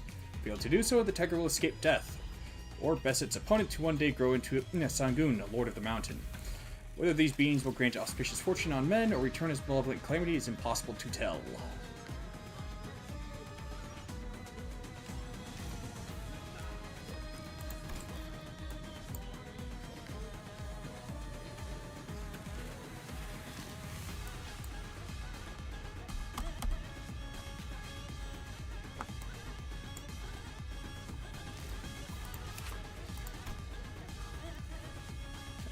Oh. Getting too fragile. Oh. Double effects inflicted by the coins of the bow of the homeland style arrow loose skill. Is it using that?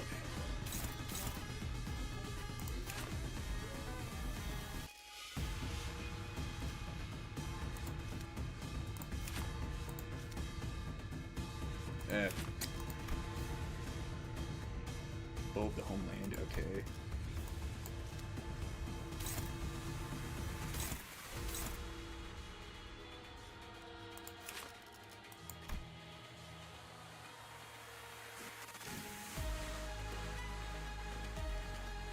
Yes, it is.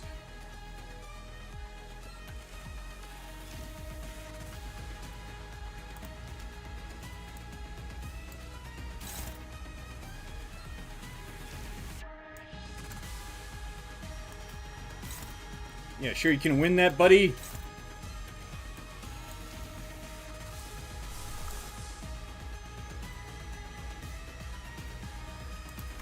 Nah. That would be overkill.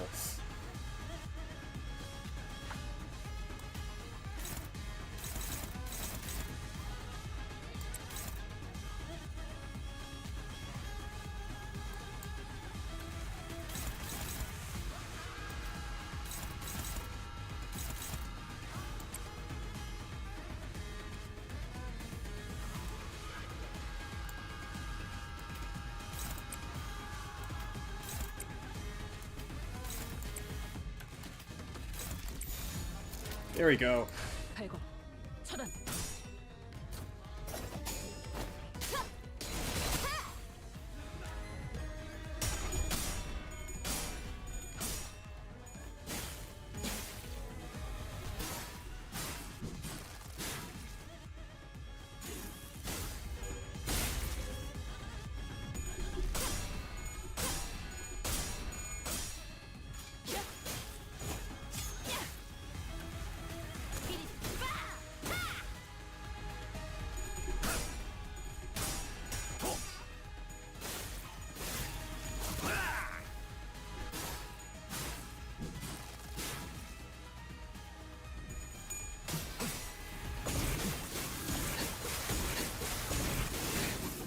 Yeah, I'm not sure how tough one of these Sangun could be, but they couldn't possibly be as... could be as tough. They couldn't possibly be as tough to handle as... well, as the Index Nurse Father. Oh dear. Oh.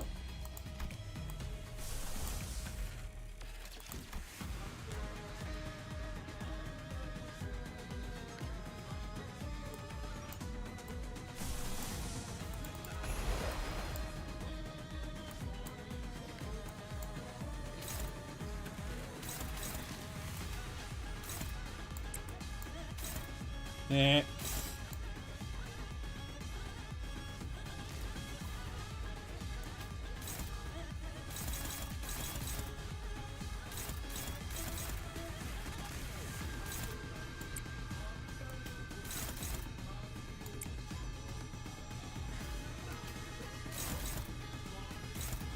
Huh.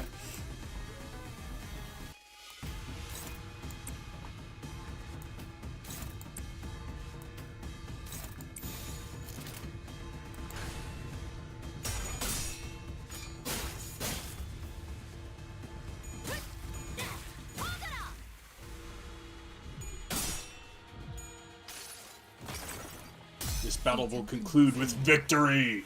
Victory, I say!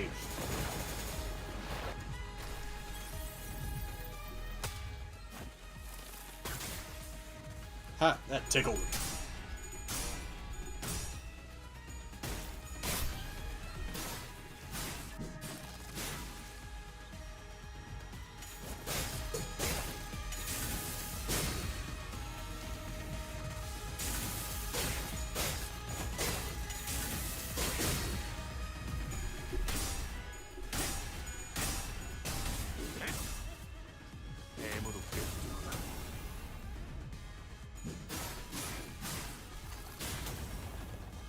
저 해충들을 이거는 구해내 충분해. 너한텐 멀겠지만. 사요. 짐승 왔다. 죽는 것도 사는 것도 지령했듯 두렵지 않습니다. I shall set my foot right.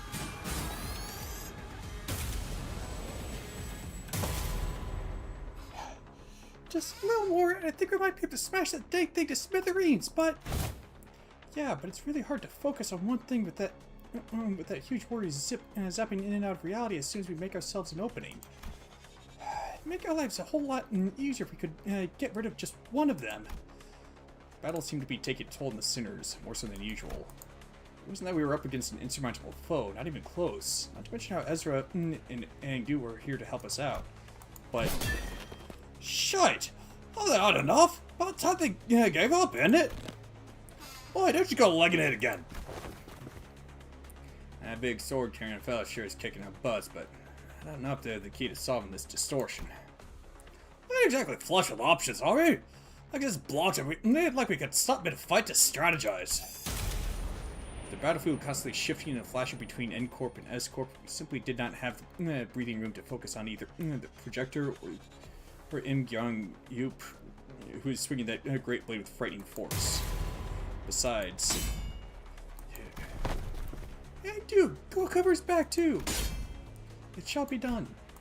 N Corp were sending far too many people against us. There weren't that many at first, but it seemed that the sudden spike in employee casualties in an area so close to the nest had alerted N Corp to our location. How do we get out of this? Faust, Otis, help me out here. I decided to stop racking my brain trying to navigate a situation I know so little about and instead rely on the sinners possibly more experienced in the field. First, I need to know if there's any way we can deal with the endless reinforcements N Corp is sending after us. And second, while defeating Im Gyong or destroying that projector bring an end to this distortion phenomenon? If I may speak freely, Executive Manager, it is unlikely that our present force will be sufficient to overcome the current state of enemy reinforcements. Not only is this battlefield situated in close proximity to the enemy stronghold, but there is an unpredictable variable in that strange machine that makes neutralizing even a single wave of enemies difficult. I regret to be the bearer of bad news, but we are trapped in a battlefield with but a single exit, which the enemies have already blocked. Without reinforcements of our own, there is little hope of prevailing through this current predicament. Yeah, it seems that way to me too. Maybe if we can neutralize the distortion phenomenon at the very least.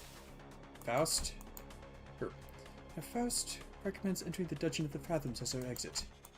Dungeon of the Fathoms? But how can I enter if we can't even talk to the distortion? Wait, maybe during the LCB regular checkup back at the LCE. He says that all you have to do is read what's on that note in front of his distortion. Apparently some kind of a code.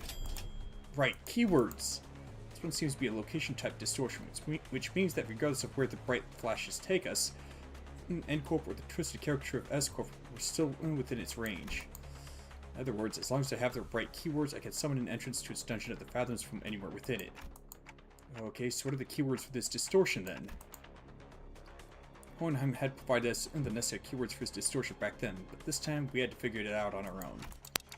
First things first, one of them has to be photograph. It's obviously been present throughout the entire phenomenon. If I may, perhaps experience may be one of them. You saying put his 2 cents in, having briefly retreated from battle to the back lines. There's an undercurrent of obsession with experiences staining his every trail, must have ought in relation to what has caused his distortion. Experience, the concept alone lacks substance. Must be something more grounded, something that is at once synonymous with experience while maintaining the through line to N-Corp's technology that was the core of his obsession. Can't experience? Most likely, thinks Faust. Alright, then photograph can't experience? Not seems to transpire as of yet. It didn't, but I could feel it. Are these the kind of photographs they used to make can't experience? So that's what that strange sensation was. Mentioning the word shook the distortion and caused that rippling effect. It was clearly not enough to force open the Dungeon of the Fathoms. How many other keywords could there be? Scraps. Sorry? Oh, I thought we were all taking turns sharing what might have caused him to distort. Going by the way you folks were saying your piece one after another, I thought this was to be some sort of a Zen riddle. Not a Zen riddle, no, but where do scraps come from? See, would enjoy the benefits of slacking off at work. All kinds of mundanities come to possess far more interesting qualities, sometimes even revealing secrets invisible to eyes focused elsewhere. Take our person of interest to wit. He has been poking around this area of town with an eye-wateringly expensive camera in tow, so conspicuously that every store owner I'd lightly prodded for information had tales to tell about him. Each tale added another facet to the long saga of a once-driven man. A man with a can-do attitude, an uncanny ability to pull himself up by his own bootstraps, and a clear path toward nest residence. He became so bewitched by photography that he eventually squandered his fortune on what was, in the end, nothing more than a pastime. That went on until he found himself reduced to a pauper, barely making rent on a scrap heap of an apartment. In pursuit of his ideality, the man has lost grip of fortune and reality. He sought out his apartment and found a few scraps of his writing. When cold rain drips through the roof, when mold and tepid humidity together encroach for the earth, the mind begins to wander, lost. Eventually, madness is evoked in a form indistinguishable from drunkenness. The pauper loses himself. A shadow darker than any I had seen on Kim's face crept beneath the shade of his eyes. No, I had seen that look once, in the past. There would be more I could to say that I had heard it in his voice that echoed in the fathoms, distorted by guilt and regret. Perhaps I shouldn't be surprised by the fact that this distortion has, among the countless people here, taken a particular interest in bamboo-headed Kim. Photograph, can't experience, and scraps. After inserting a final piece of the puzzle, the space before us momentarily warped and flashed, opening a pathway to the distortion's fathoms. Well then, we'll be right behind you, Executive Manager. Miss Ezra, this is what I had seen then. The gateway to one's fathoms. Yeah, this is it, huh? Neat stuff. But, before she could finish, Ezra had to redirect her focus from her discussion back to the battle. Most of the students were caught in the same predicament. Some managed to disengage from the battle and prepare to enter the Dungeon of the Fathoms, but Honglu, Gregor, and several others were still busy holding off the N-Corp employees. Yeah, they're gonna follow us right in there if we run now, right? Probably. Even those who are chained to Dante, like we are, can travel through the pathway once it's open, so... Yeah, let's not drive ourselves into an even narrow corner. I'll keep them at bay. Hearing that, bamboo-headed Kim stepped up. My sword arm's not what it once was, but it should be enough for this. Besides, I have little wish to set foot in some ill-omened place and be tangled in such a bizarre mess. Is that really what he thinks? There's something in his eyes that led me to believe this was about more than just staying behind to protect our rear. He was... What a terrible front. At least try to pretend to be sincere and make it easy for us to believe you. Did you think that terrible excuse was going to fly? What are you trying to avoid, sword swinger? You're not some kid trying to get out of doing his homework. I remember hearing that entering a Dungeon of the Fathoms will bring one closer to the spiritual fathoms of the the spiritual fathoms the distortion is gazing into. What lies within must be my very own. That is what the abomination is gazing into. Let's decide then. You're coming with us. Ain't about to walk in blind to a place we know shite about, mate. Got us in there, yeah? Oh, that's... He keeps it simple. You try that too. Learned the hard way that homework like summer reading doesn't go away just because you don't look at it. It's still there, even as the summer break comes to an end, ruining the last day of your vacation into an all-nighter. Rayashiki's scabbard vibrated cheerfully in agreement. Stop procrastinating, so go do your summer reading. What was it you said? Face the homework, save the GPA? Nice. Face the sin, save the ego. I don't know. I think like face the homework, save the GPA. That'll be like captioned and use like a caption for like a motivational poster or something. It is, after all, the attitude the company expects of its employees. Go, Junior. You guys too. Oh, you guys too, LCB. I can handle them all on my own. You'll make a lone stand? Hey, who the heck do you think I am? Hey, I'll show you why Team Leader Moses felt safe sending me out alone with you guys. This is basically a Monster League situation for Team Leader and me back in our duo days. I can handle them on my own, no problemo. I wanted to see how you guys handle the inflection point, but I guess you can never really have it all. Ah, well, guess I'll just have to trust our two OCR Team newbies to handle that. Now that I think about it, I'm setting a pretty solid example as our Team Senior, aren't I? I don't like this, but it seems I have no choice in the matter as long as this employee card hangs from my chest. Inside, Kim shook his head and joined us, dragging his feet all the while. I shall take the vanguard. Ah, Mentor, be warned that the entrance is floating. Take a tall step over, or you may trip. I can clearly see that. Do bring me a ladder if you're really that worried. Why don't you? Have you needed one? A mere jest. You needn't worry.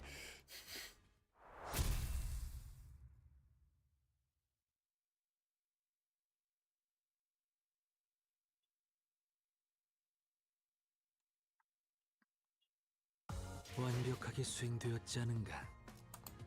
하지만 Ooh. 아직 기약은 없구려. 그렇다면 Score! 제가 분명 말했죠? 뛰어봤자 벼룩이라니까요.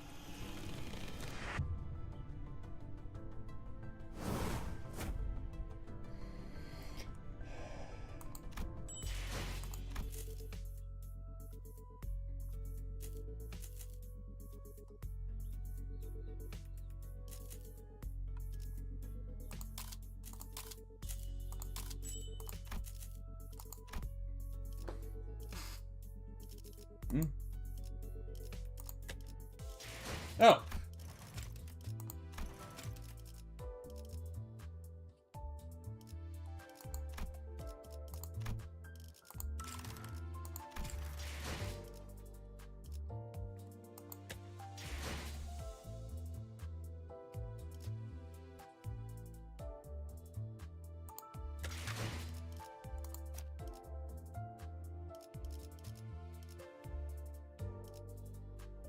Ah, there it is.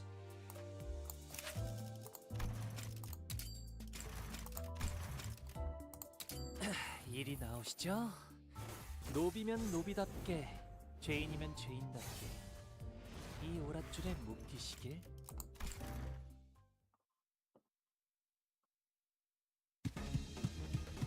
Yeah, it's just up ahead, young man. Soon we shall find ourselves past the border of the T-Corp back streets. What happened to everyone else? All surrounded by the Chinokuns, those vile wretches. Sir, look behind you! Look behind you! Yeah. Gotcha. It's well into the late hours of the night, only a few minutes after the night of the backstreets has passed. He's wielding a big freaking handsaw as a weapon? That seems highly impractical. The child, hot on the heels of the two residents who had chosen to use that precarious hour as cover to flee escort, threw a heavy lasso at one of them. The lasso was made from ropes called ora, or scarlet bonds. The fugitive fell to the ground helplessly and was soon dragged before the child. Yo! Get out about me and flee! Go! The fugitive shouted in a desperate attempt to at least get the boy out of there, but the child was a Chinokun, and Chinokuns never hunt alone. Unlike the royal censors, who act under royal decree, Chinokuns are fixers, each serving their own interests. When the hunt begins, they form pacts with those among their ranks who stand to gain from the same pursuit. Can I trust you to handle the kid? Of course. thought we had lost you in the maze of alleys. I commend your tenacity for what it's worth. I hate to break it to you, but these parts are a common escape route for you fugitives. So thanks to you, I can navigate this entire network of alleys with my eyes closed. And you're proud of that? Proud? No, it's not. It's got nothing to do with pride. I've just been here enough times that I know it like the back of my hand. Those seeking a way out of S-Corp didn't have that many options, which made their routes rather predictable. They'd often make for the borders between districts where their hunters know they are likely to turn up. The cover of dark alleyways, the narrow spaces between collapsed walls and within abandoned homes were those with nowhere else to hide to go find what little refuge they were afforded. There's no mistaking it. The fugitives fleeing their homeland already knew that these were the places the Chinookan were keen to look. But it wasn't like they had any alternatives. There weren't any other places to go anyway. I've already given up any hope of seeing S-Corp. When I've seen S-Corp change for the better. I've given up. I no longer care about its current state of affairs. All we want is to put this place behind us and never look back. Yet you still pursue us with such doggedness. Why? Because it pays to bring you in. And who knows, maybe I'll land a big fish and climb my way up the ladder. That's something I've been wondering for a while, actually. Why does your kind flee? Do you actually expect something to change? Well, there's nothing for you in the other districts. You think your life will improve once you make it to a different wing? Things are all the same. There's nothing you penniless, powerless people can do to better your lives. Thrash and struggle from within, flee to a different wing but nothing will change. Why do they flee, knowing the risk to their lives? Could possibly be motivating them. The child failed to understand the drive behind their desperation to flee, and he never will. Think we're fleeing in search of warmth and safety, in search of a way home? Nay, in search of anything? Wrong. We've grown. Too weary to hope, too spent to expect even the faintest turn toward better days. We only seek to be free of this hell. Free of this awful hell that will bereave us of our families, our neighbors, and eventually our lives. Be careful what you wish for, because you might find an even worse hell at the end of your journey. That may be so. Life more horrid than this may indeed await us. But to us, who wish for nothing save liberty, the uncertainty of tomorrow is a peril we would take with willing hearts. Somewhat unhappy with the resident's cryptic reply, the child stopped chatting with the captured Nobi. The captive, too, fell quiet, eyes turned toward the direction where the Nobi boy had fled. After an indeterminable amount of time spent in silence, the other Chinookan returned, but instead of welcoming his return, the child responded with a click of his tongue. When he noticed that his pair came back empty-handed, evidently having lost the boy. Where's the boy? Got stopped by some new upstart syndicate. Said it was to cough up a toll if I wanted to get past them. That can't be helped, I guess. We're running a business, after all. No need to incur unnecessary expenses. As they were preparing to return the Nobis, the child noticed something that soured his mood. There was the look on the captured Nobi's face, a smile. The child frowned, puzzled by the fugitive's strange cheer. Surely he knew that his treatment would only grow harsher once he was dragged back. What could he possibly be smirking about? Curious, the child tugged on the scarlet bond tied to the fugitive and asked, "That boy who got away, he's a stranger to you, isn't he? He's not even your kin. You do know they're going to punish you once you're taken back, right? For all that effort, all you managed was to help just one person escape. So tell me, whatever are you smiling for?" The child's query was met with another quiet smile. That smile carried. This child would never understand.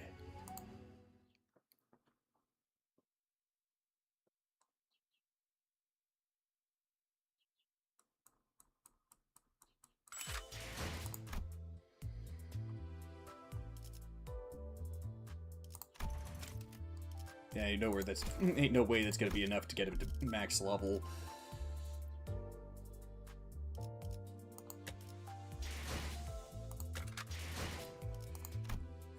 Let's see.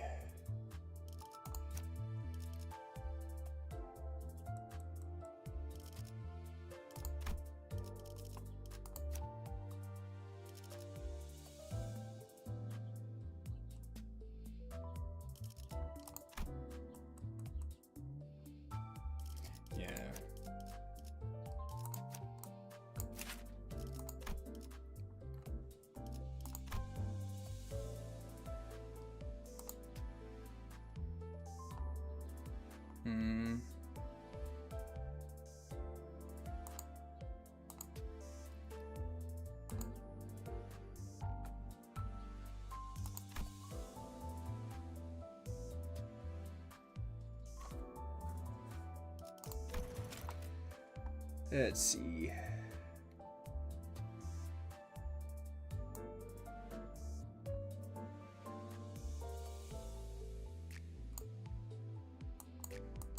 Okay, so that one gained some coin power. Pretty good amount, too.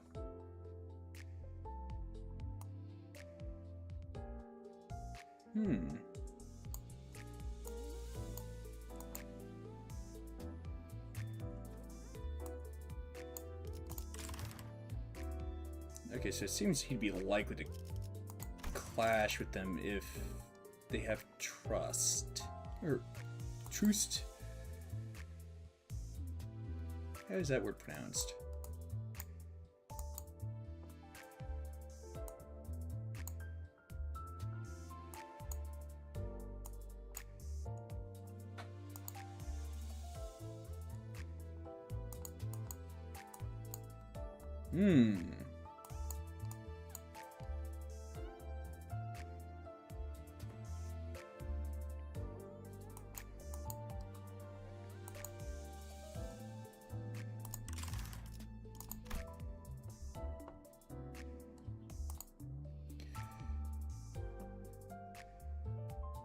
Alright.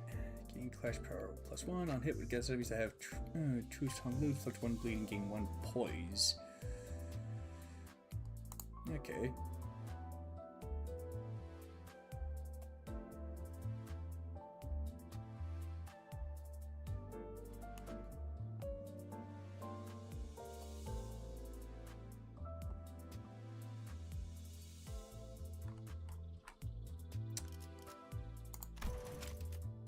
Oh, that's why I don't have enough ego shards.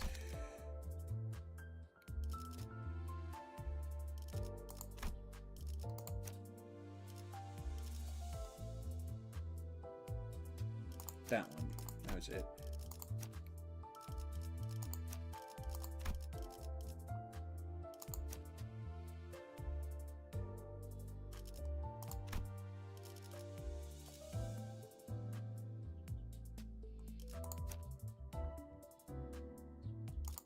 That was it. Okay. Yeah, looks like there'd leave you plenty to work with for the mirror dungeon.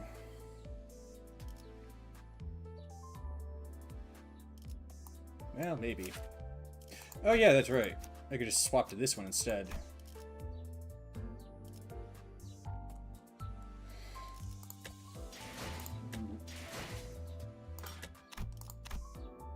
Huh. Oh, misread the time.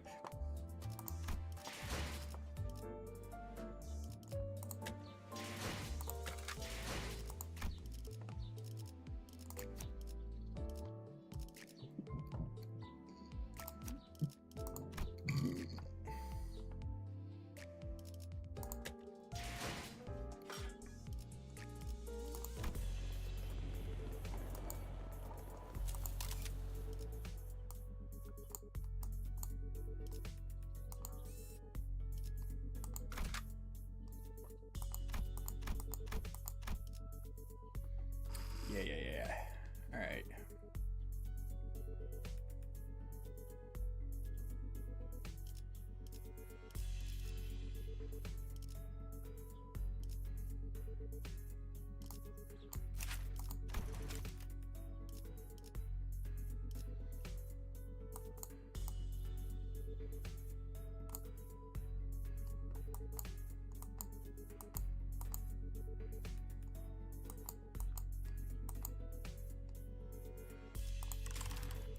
Nah.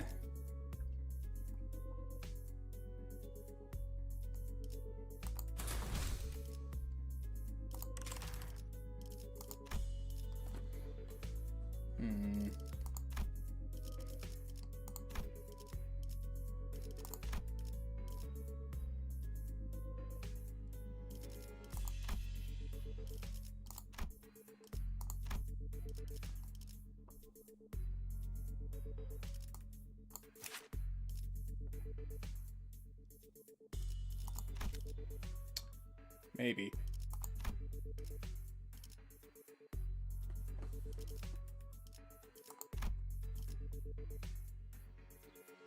I thought he had a blade lineage ID.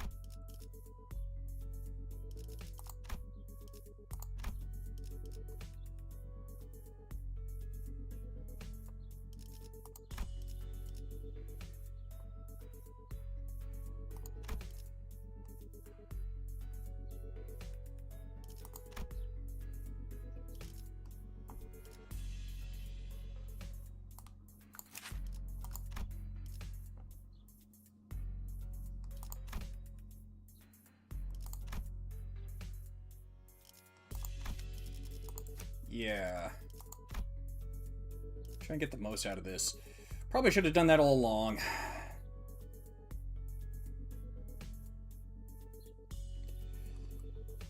Let's see.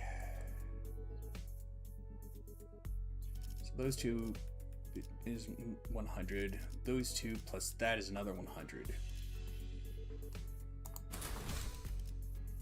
꽃을 피워볼까요?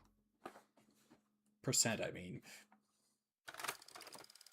That's how everyone's been living my life. My photographs too.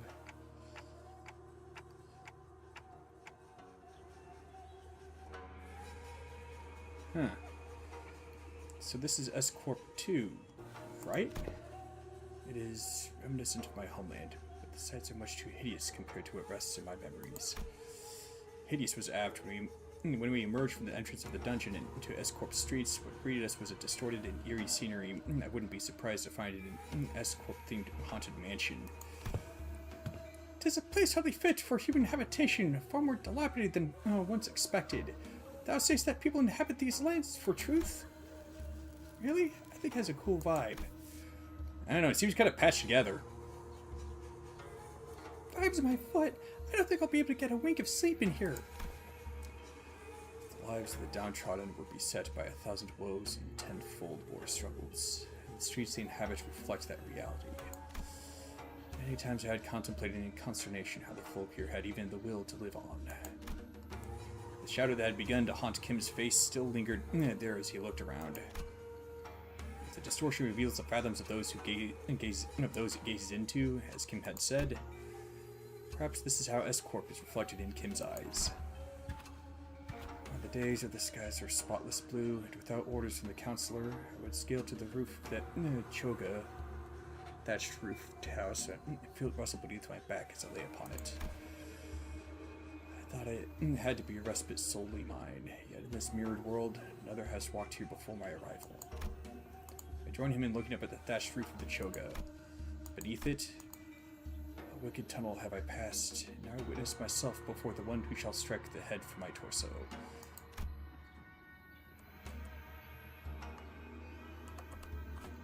There's a figure standing tall next to the building, standing defiantly up toward the man on the straw roof. Imgyong-yeok. Are you home? Are you home, I asked? Huh. That's a pretty fancy getup. What a strange visitor I have. Why not call at the front gate if you come seeking the master of the house? Be not like a dog barking up the wrong tree. It's unbecoming. A dog?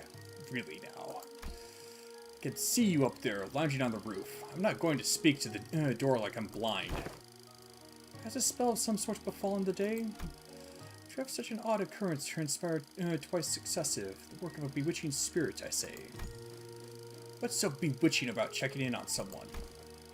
Isn't it odd that a high and noble military commissioner of our esteemed corporation would come in person to simply check in on how a lowly mercenary fares? You know me? Yes. She certainly knows her jests. She marches forth, vested in war strider armor, yet expects no violence. She wields a two-handed great blade like a demonic yaksha, yet harbors no hostile intent. Why, who else might she be but military commissioner Yang Yo, the principal of the famed Im family? You're certainly in the habit of speaking in hyperbole. I'm not so noble that I deserve to be complimented with an epithet so grand as the principled. Not a compliment. You see, Commissioner, this is a rhetorical technique known as a backhanded compliment, which I damn you with praise, for you are so bound by your precious principles that you would rather be unreasonable than betray them. Does an officer ranked second ordinate have no wit to engage in such banter? Why am I out of line, as they say? You two are friends, right? This was our first meeting, so no, not at that precise moment. No, I'm just saying that if I were her, I would never have let myself become friends with you after such a bad first impression. Can't imagine becoming friends with someone who keeps pushing my buttons. Yeah, maybe, but people do find friendship in such personalities if they have a taste for prickliness. You've got a friend in us, don't you? Fine, you have a point, I guess. I do have a habit of pushing people's buttons too. But still, I hope you're not seriously comparing the way I talk to a sassy, gotcha-digging, pun-riddled... Well, the world we live in is a vast and diverse one. Consider yourself lucky that you're surrounded by so many quirky characters. It's because of that same luck that she took the joke well, rather than responded by trying to cut off my head. You are out of line, yes, but I knew you would be, so I won't take issue with it. Though I must admit, the rumors of your sharp tongue do you no justice. The streets speak of a man they call Kim Lieb, bamboo-hatted. Oh, bamboo rain hat. A man who once had intended to pursue the path of the brush, only to realize the sins of his forefathers and exiled himself to the back streets. Yet with the sheer power of will, gritted teeth, and scarred heart, did he find in the path of sword another way into the nest. The right state council has sworn guard at that. That's you, isn't it? All those superlatives, yet the reality is that I've really found the path of man butchery as a viable way of life. Direct any compliments you have toward the right state councilor, if you will. I am but a butchering blade that happened to fall into the right hands. Not a compliment, just the word on the street. You're a quick learner. Spare me the fancy reading of my name. Watching you pretend that pompous posturing comes naturally is painful enough already. Keep it simple and spell it out as bamboo-hatted Kim, thank you. Does he continue to veer away from the line? I'd rather be a corpse cold and dead than stay in line. Have a shred of mercy on me, O mighty one.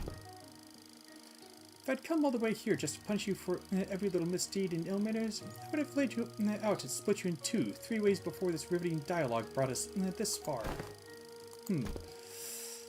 So, feel safe to continue traipsing outside the line, but in return, would you answer a few of my questions? I've been watching you from a distance for a while now, and...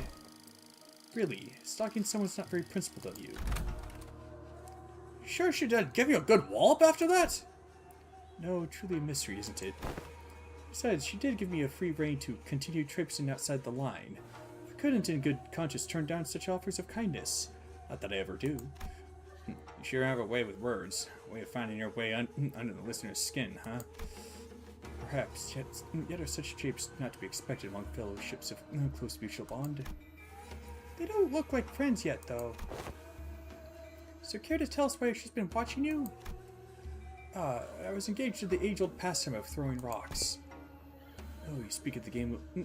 this game of Sukchun? Rock tossing? Say that for the festivities Zano, I was throwing rocks at the passers-by. Fie on thee! That is a wrong deed, good sir. I suppose it is. People of bone and flesh in particular found it to be distasteful, and they did not let their discontent be hidden. But the blood and the downtrodden cheered me on to a degree. I found it cathartic.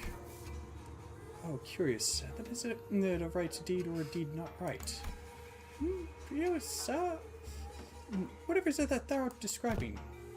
It's a well-known truth that S-Corp is also known as the other name, Salpipio Agro Industries. Being specialized in the general agriculture and livestock industry of the city, the vastness and the depth of its responsibilities have necessitated such divisions of labor. Thus, District 19 is split into 3 court circles responsible for different aspects of the industry. Sal, P, and Pio each meaning flesh, blood, and bone, respectively. Sal responsible for the cultivation of rice and other grains. Pio responsible for wheat and livestock. And P in charge of the technological aspects of both. As a scientist and a researcher who once toiled at S-Corp, you must have felt the persecution from the P faced firsthand. It is believed that the treaty was designed for balance, that they would provide assistance when requested and keep one another in check when needed. It was once a promise of cultivating a fair and sustainable S-Corp. Also, the noble intentions of yesteryear now lie sullied. The treaty now degraded to 3 quarreling bands of profiteers blinded by avarice, relying not on honor but betrayal and perfidy to claim the top of the triangle. An adherent of the flesh claims the position of the chief state councillor and monopolizes rice as the common folk starve. An adherent of the bone wants a right state councillor, toadies to Sal, and rises to the seat of the left state councillor. Such shameless conspiracy permits not the common folk to even till the land as they please. Anguished cries of suffering flood the streets. Thus the common folk are reduced to livestock, bleeding out, hanging from a hook, while bone and flesh glued like that of the emaciated dead. Who shall claim the severance of flesh and bone and force them both to yield? An oft-heard poem when walking the streets of Escort. Oh, oh! Then the people whom thou targeted with thy rocks were... They weren't people. Rats. Rats? Oh yes, the council finds rats detestable. Much better to stop them from a distance if you want to crush them. By any chance, do these rats have a habit of sneaking into the royal court to better pilfer what the common folk rightfully deserve? They certainly suffer from a severance case of kleptomania. Or from a severe case of kleptomania. So you purposely threw a rock at his feet to trip him to the ground, and knowing that he was a kleptocrat? Well, I simply could not help but react as such in the presence of scurrying rats. There ought you find funny. Speak if you do, I could use a good laugh about now. Just hardly expressing my gratitude, that is all. Those whose corruption is revealed ought to readily receive their scarlet aura bands, the gall to scamper away with their expensive prosthetics. My men were having some trouble apprehending them, until now. Well, if that is your intent, you're invited to leave a token of gratitude somewhere in the vicinity. Perhaps I'll happen to pick it up. Wouldn't want to get thrown in the dungeons teeming with real vermin. Oh, I was going to do just that. So, when do you stop being a sword and be human again? What? What? When do you clock out? Wait a see, you're not the kind of person who'll ever let a drop of liquor get to his tongue while on duty for the right state councilor. Return to this choker when you're human again. I'll buy you a drink as thanks. Ha. She's a funny one. Mentor, this fellow you had often mentioned fondly was... Correct. Haven't I mentioned her a few times as a drinking fellow I had left behind in S-Corp? I must say, I myself found that relationship most intriguing.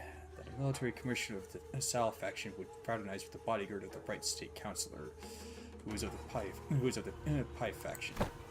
Still, I knew not that the fellow was none other than the military commissioner of S-Corp. Enigdu's eyes had gone wide in shock, her voice rising consciously. It is news to me that you have had ties to a second ordinate official, a military officer with command over high-ranking employees of the wing at that. Well, I was in the service of the right state councilor, who's a first ordinate, you know. Well, that might be true, yet you would like to know why I, with such a powerful friend by my side, have ended up in an exile from S-Corp? Yes, your silence over matters of such great importance why I have come to introduce you to others as a reticent one, Master. We have made the Blade lineage our home, for S-Corp availed no home for us but the lineage. But you, Mentor... I'd rather show than tell. Let us proceed, shall we? This enchanted place seems intent on unearthing all of my past, both savory and unsavory.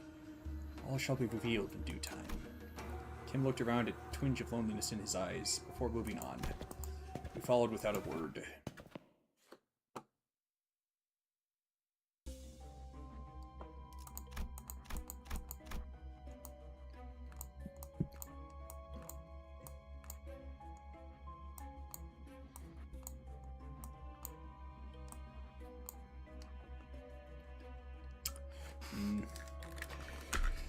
I'll be back.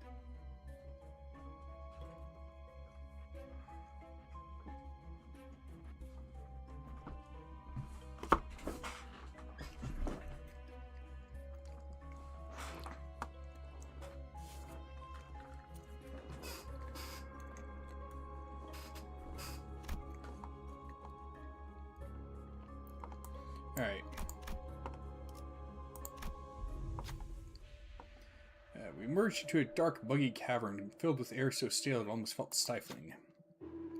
Up ahead, a thin ray of light shone through the darkness, seemingly guiding our path. Following the light led us to a four-way fork in the road.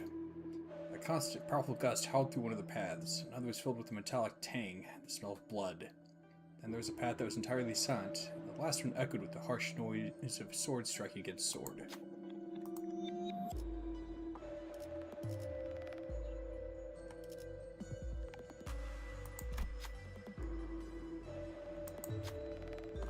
The wind only got more turbulent the deeper we progressed, but by the time we were nearing the end of the passage, the sinners could barely keep their eyes open and had to cover over them with their arms. Then all of a sudden, tranquility arrived, the wind settling as though it hadn't been blasting us in the face just a moment ago. The dust the wind kicked up dissipated and revealed a scarlet rope haphazardly thrown atop a pedestal made of stacked stones.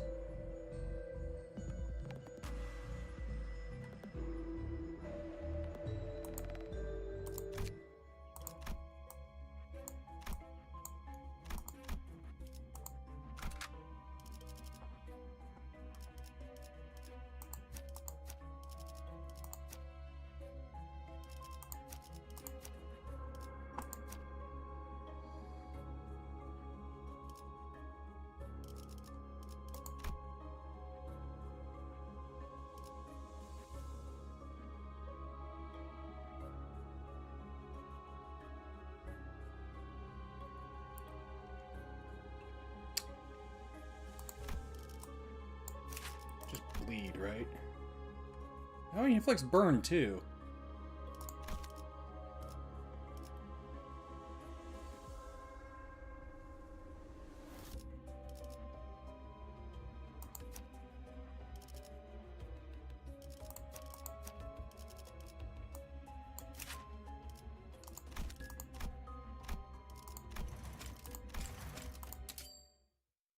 Might as well uptie him.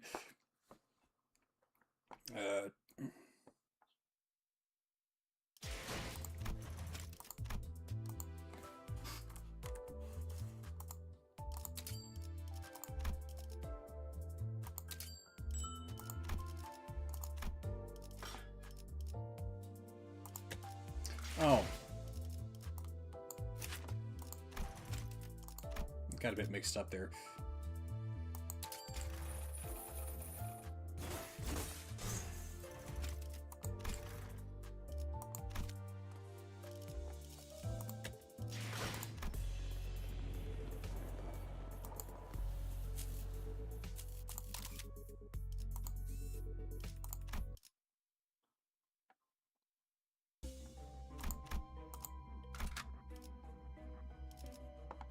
That's what I thought. Okay.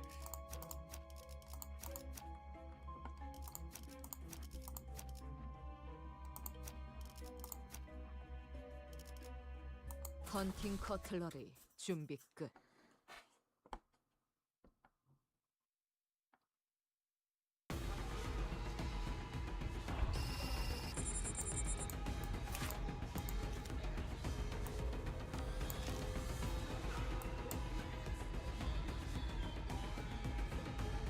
They already have...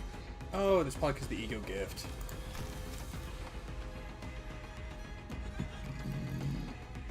Or maybe not.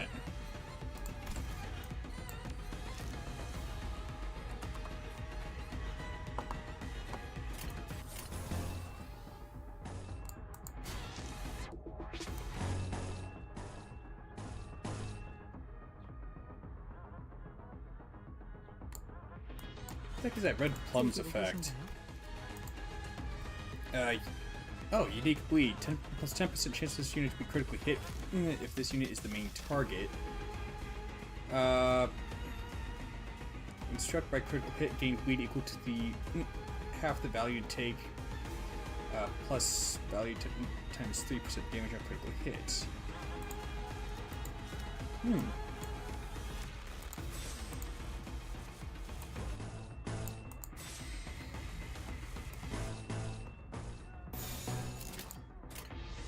자, 어쩌겠지. 잘 생각해보라고.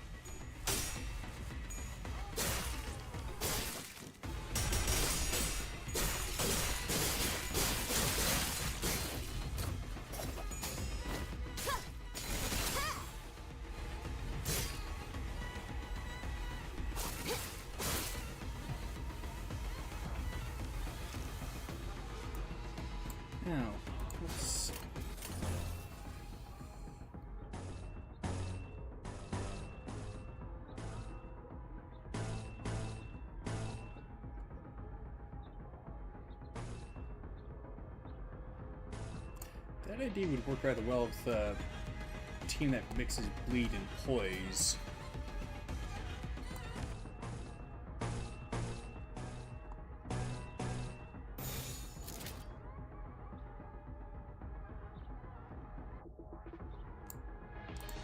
나대지 말고 내 뒤에 서 있어, 준.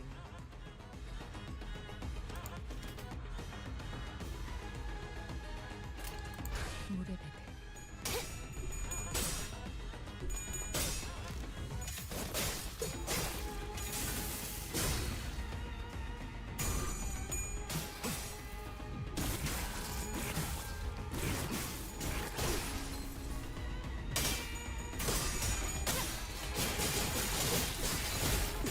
네가 못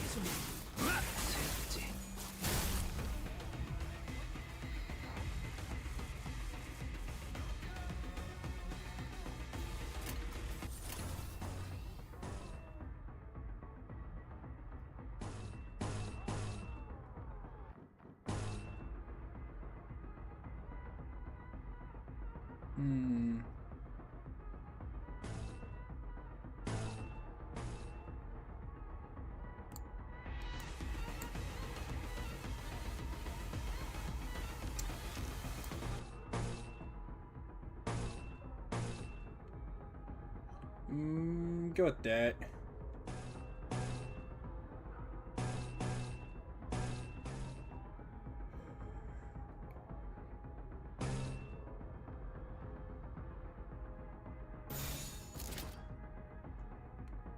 Yeah.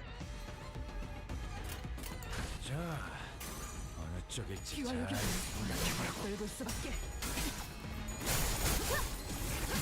이게 심장. 기와 여기.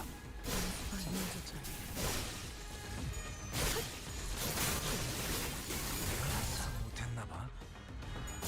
좀 치셨네. 뭉쳐.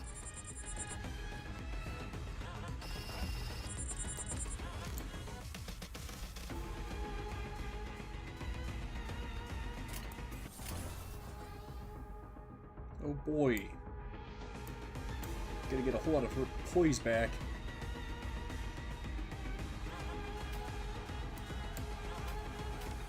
It's not showing... She's got a pretty sizable speed advantage. How come it's not showing an increasing... Oh, it's clash power. That's right. I was thinking it was coin power. How silly of me.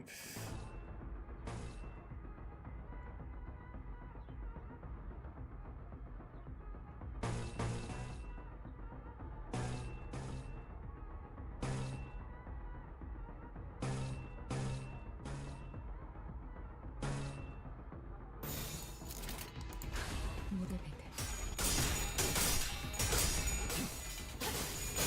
긁을 수밖에.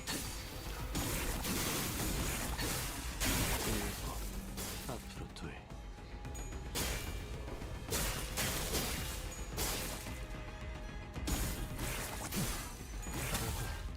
앞으로 하나.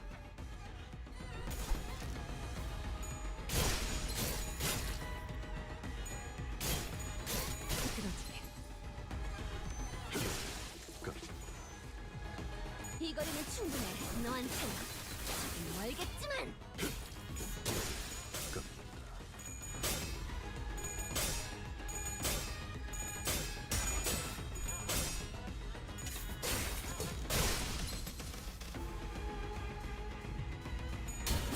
쪽방은 아닐 텐데.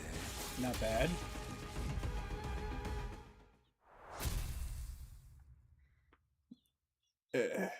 Someone streaming Limbus on Kick? Impossible. No, it's definitely possible. Don't know why that didn't show up in the chat overlay. I'll have to fix that.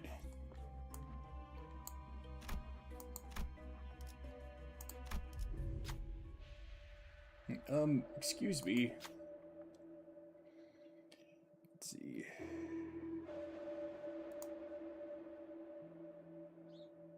There you go. Let's see. The youth explained that wishing to better his own stats, he took the royal examination akin to a public employment policy in S Corp. or akin to a public employment policy in S-Corp, and was able to attain a high grade for himself. That was where his problems began. As far as he knew, people who passed the exam with flying colors like himself had their travel expenses paid for. No Library of Ruina streams, though. I haven't gotten around to that game yet. And honestly, it might be a while with how there's a lot of other games that kind of have my attention currently. As well as the fact that this game gets new content added periodically, so...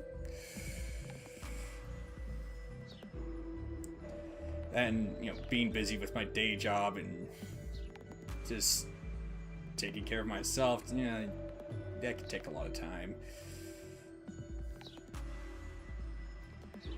Let's see. Heather travel expenses paid for their homeward trip if were to be graded a guide, but there must have been a misunderstanding of something because when he left the exam grounds, no one was there to escort him.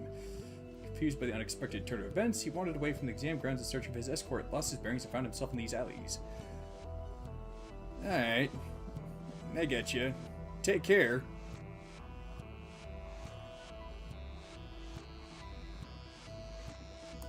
Let's see, he's asking if... He's asking if I could help him with directions. What should we do?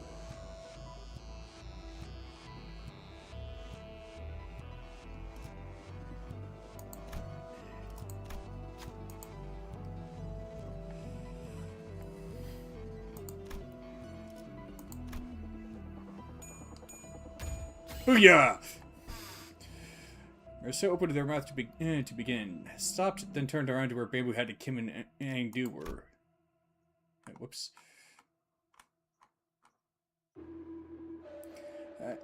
I'm not so well versed in the geography of this area. Perhaps Mentor would know better? Come on, Kim let out an audibly disconcerted sigh, then walked up to the youth to give him directions. Take off that royal celebratory flower crown. You don't want people to know you've passed the crown. You've passed the exam.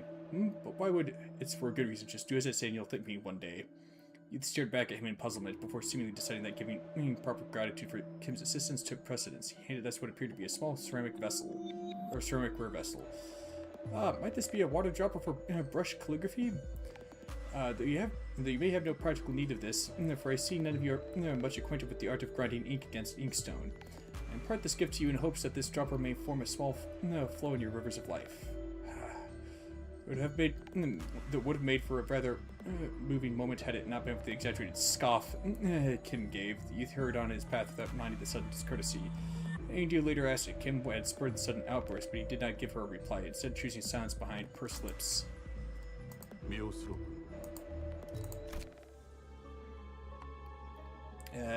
see. When an ally unit gains assist defense, the said ally gains 2 damage up and 2 protection. Huh.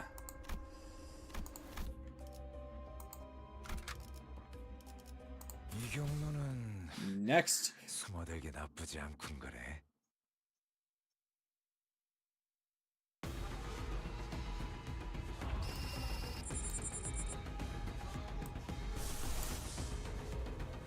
No. Wrong one.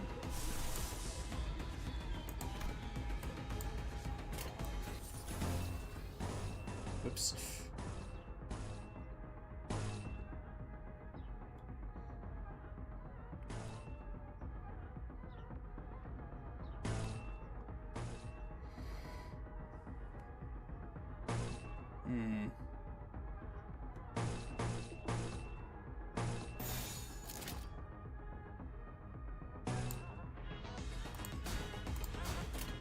자, 어느 쪽일지 잘 생각해보라고. 아름다운 것. 그렇지 않은 것.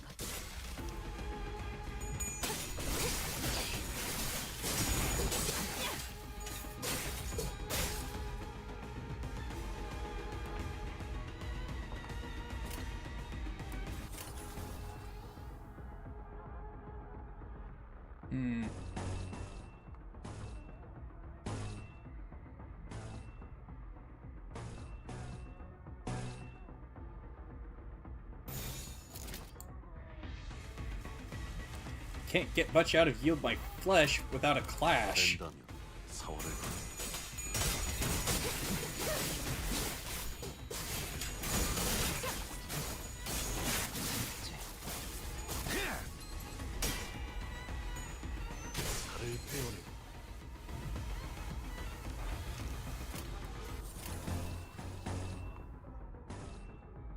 Hmm.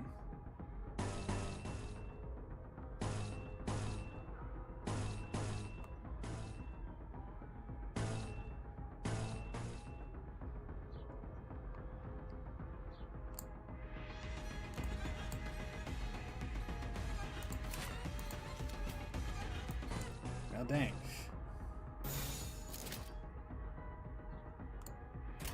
물의 배들. 자 이어졌다. 깔끔하게 몰아봐.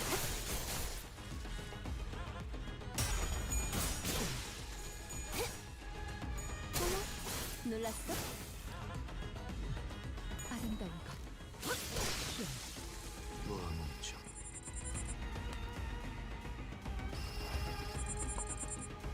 Man, they just keep coming.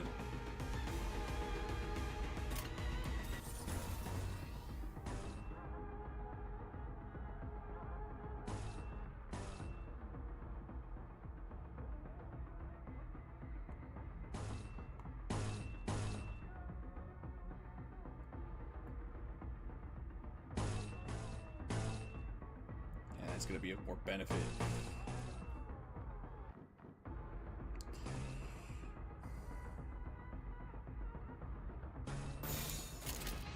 발광.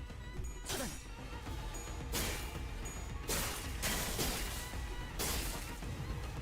Oh, the irony. Oh.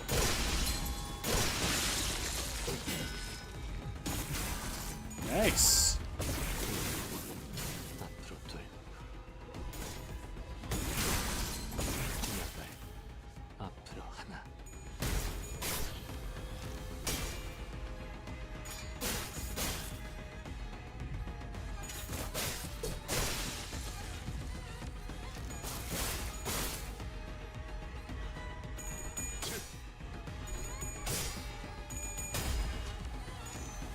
살을 베어 뛰어를 끈다.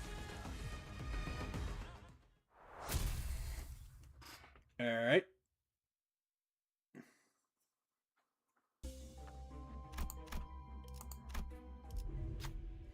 See, I caught a glimpse of a figure staring off into the darkness of the unlit prison. We had Kim lets out a sigh but before he even fully exhales, who goes there?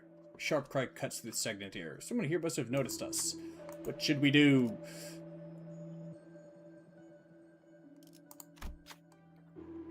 At least put a little effort into your lies, huh? Clearly pretend to be prison guards the way we are was a lie too easily disproven. We took to our heels as the woman, red with anger, came after us with her sword unsheathed. Maybe I should just tried fighting her. 당장 집행해주지.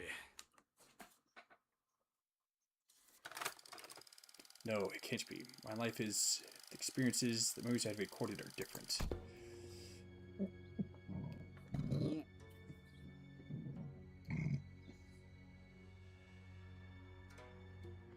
Alas. Ken came to a stop with a grim look on his face. Again, I returned to this day. His voice had dropped to the same morose pitch we had heard before. Mentor, I've been here before. Have you? Had a peek into my memories when it distorted, did you? I must say, it's a bit embarrassing to have my deepest and darkest secrets revealed like that. Kim grinned sheepishly as though to clear the air, but it was becoming rather clear to me what he was doing. That his flippant demeanor and seemingly devil-may-care attitude were but a mask to hide the true darkness in his heart. And this must be, indeed, the right state counselor's estate. Someone whom I had once protected, thought was worth protecting. Ken pushed open the main gates and made his way into the front yard. Watch out, Angdu. Take a tall step over or you might trip. There were bodies splayed about the yard, and I couldn't dare start counting them. I felt faint watching the aftermath of the carnage. Some were decapitated, some had their torsos split diagonally, some of them were so mangled that I could hardly even tell which parts belonged to who. Are they not retainers of the royal court? What were they doing at the counselor's? No, were they killed by assassins? Assassins did infiltrate the estate, yes. We're looking at what remains of them. Though I had but a moment to glimpse it, I clearly remembered what the S-Corp logo I saw on Kim's Fathoms looked like. The hats these these corpses are, or were, wearing are adorned with the same logo. So why is bamboo-hatted Kim calling them assassins? In this corrupt land, the right state council's life was always as precarious as a candlelight in a tempest. Such is the fate of all those who have the guts to speak the truth in S-Corp, where positions of influence are hoarded by corrupt sycophants whose chokehold on power is ironclad. Most prominent among them, the left state councilor, with the chief state councilor's blessing, sought to wield his own private army to silence forever the tongues of those who would advocate against the corrupt. Private army? But they're prohibited in our homeland. So they're kind of like how the great houses of H-Corp each had their own armies? That is similar to what is happening, but not exactly. If S-Corp's circumstances were to be explained in plainer terms, it would be akin to a situation in which a company whose employees outwardly appear to be all working for the same side is in fact fractured within, with certain departments pledging allegiance to a different individual than the chief executive. What assassins there had been in the past at least wore masks to hide their allegiance. I had thought this was no different, though with assassins significantly less invested in maintaining their disguises. Not realizing that I had just placed my stone inside the tiger's maw. Looking around at the yard teeming with the assassins, I recall thinking it odd just how many of them they had sent. The left state council's power had grown to loom over that of the king. I should have realized how ridiculous such a brazen attempt on the life of one of the triumvirate councilors at the royal court would have been. Foolish. I can't. I have failed you, counselor. There were simply too many of them, as though they had decided that tonight was the night they would finally slay the counselor, or die trying. I was soon overwhelmed, and some of them eventually managed to get around me and reach the counselor's bedchamber. The moment I heard them breach the door, all strength left me, and I fell to my knees. I, Kim Lib, the poor excuse of a bodyguard. And I have failed you. And I know who the author of the foul scheme was. The left state councilor. Let this be my final act of loyalty ere I depart this life. I am too meager a person to carry on your will, counselor. What I can do is plant the seeds of terror in the hearts of the unjust, if only to shackle their blackest hearts from committing greater misdeeds. I shall go before the villain who contrived this betrayal and see that the favor is repaid with steel. Only by such vengeance shall the counselor at last close his eyes in his grave. Or so I had thought. What? Greetings, honored bodyguard of the right counselor. I see that you've been hard at work. Cursed parasite. I'll have to flay you alive and reel the wretched soul underneath. Some gall you have to show your face here. Oh, here? You mean the home of the honorable right state counselor who toils day and night in the service of the royal court? I know the assassins were sent by the left state councilor. Get out of my way. I shall collect your head once my task here is over. Alas, alas, this unsightly display of anger shames us all. For all those who live by the sword as uncouth as you, the cruelty of your damning words is an oppression upon decent men like myself. Let's see how long you can. Heed me, soldiers. Arrest that mad butcher. What? The accused shall heed his crimes. 1 moon ago, an anonymous letter threatening to take the life of the revered right state councilor arrived at the royal court. This audacious, contumelious effrontery is an affront not only to the royal court, but to the heavens and men alike. The revered left state councilor, who has long been in disagreement with the right state councilor on matters of the state, found this offense to be so heinous that he has personally commanded his men to protect his political enemy on the day writ on the letter. Huh? Yet a tragedy has struck.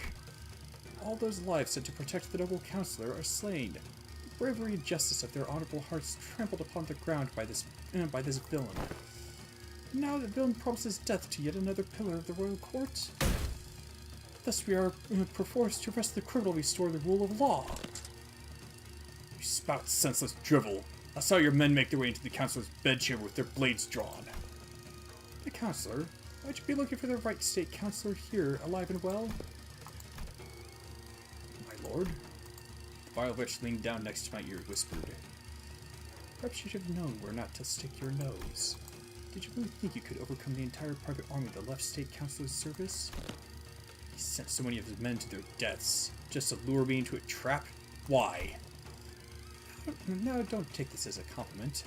You're not even the apex blade of the homeland, nor the cloud blade, but you have been a rather egregious obstacle to the execution of my plans. Couldn't get through with the first thing in my plan, with you constantly getting in my way. Let's keep you nicely locked up and out of trouble.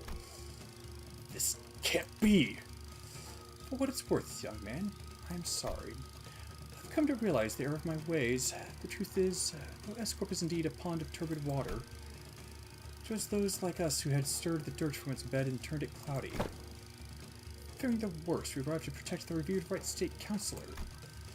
1,000 curses upon the villain.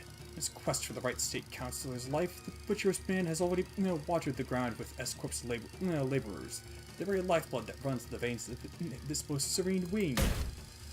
And that charcoal-hearted villain is none other than the counselor's sworn guard, King Lib. Heed us, so villain!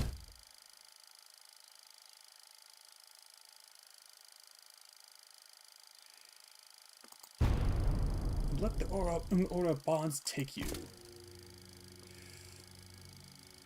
You've fallen far, my friend.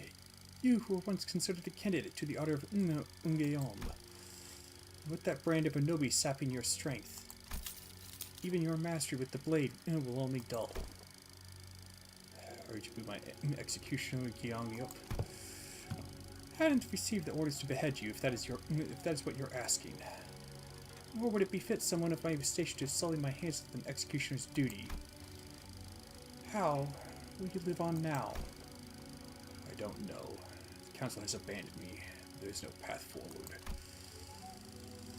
Sapipio Industries is more corrupt than I had thought. Rotten to the core. This is where the game ends. Time to resign my stone. Indeed it is. Why are you freeing me? Once a game has been lost, you start anew and test other gambits in the next round. Why don't you stop playing this unfair game where the opponent always starts with stones placed on all 9 star points on the board? And find a place where you can begin anew in equal standing. As soon as they realize it was you who freed me, they'll come after you. It's okay. Unlike someone who made a fool of himself and fled after passing the royal examinations, I have the royal court's backing as its military commissioner. My position in the court isn't so fickle that they would cast me down right away just because I let go of someone like you. You're a branded criminal, and the Azrael court, you're as good as inconsequential. I'll report that even if you were to flee, you would still be nothing more than a plaything in the palm of their hands. I didn't think you were the kind to go against your honorable principles. Some things can't be done without bending a rule or two, and you're needed. S-Corp's future is in need of those who are less bound by expectations, like yourself. Besides, it's not the rules I stand by, it's my own principles. I did say I owe you a token of gratitude, didn't I? Consider this a settlement of that. Gratitude and vengeance, after all, share a common quality. They're both debts to be repaid. Come with me. There's no hope left for S-Corp. You said it yourself, didn't you? We'll never win as long as we're playing their rigged game. Listen, they might have a 9-stone advantage over you, but to me, it's as small as 3. I'll manage to keep my finger on the pulse. Besides, change doesn't always have to come from the outside. The old wisdom says that to catch a tiger, you must enter its den. But wouldn't it help to have an ally waiting in the tiger's den to back you up when the time comes? There, all done. Your bonds are severed. Go now. Go and build your strength beyond the walls of S-Corp. Yet beware of relying overmuch on foreign powers. I don't have it in me to take up such a grand purpose. I'm done with S-Corp. You know how I am. I just go with the flow. Yes, do as you will. Go with the flow, be wherever you want to be. But I'm just hoping that the currents of the river will someday bring you back to S-Corp. That's all. Though I I had left the rigged game, my records afterward weren't stellar. The laying of the stones on my board was always full of holes and mistakes. I joined the Blade lineage, became their mentor, dragged them into the library, until eventually I cut down those who had placed their faith in me. Self-defeating move after self-defeating move. When young Eop had let me go, I thought I had escaped the Tiger's Maw. But as I let the game progress with the flow, I soon came to the realization that my life was an endless sequence of connect and dies. It was an illusion play from the start. Shadows dancing by the distant humanoid form began to grow like wildfire. And those in the attire of the Blade lineage one by one leap over the wall and approach us. Like the projections of Kim's darkening fathoms. They're from his memories. Films and photographs can sometimes remain undoctored, but the impressions a person gets from viewing the photograph is malleable. Then they must be after... Yeah, Kim believes that if the Blade lineage were to come back to life, they would want to kill him.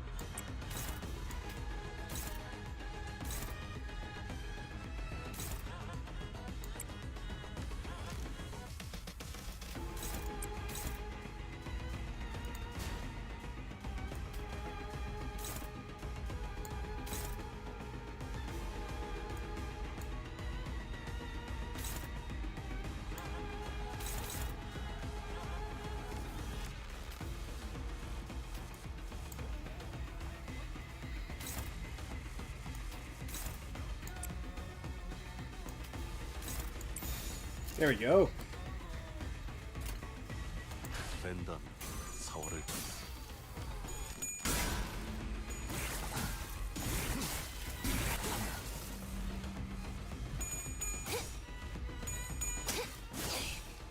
이 거리는 충분해. 너한텐 조금 멀겠지만.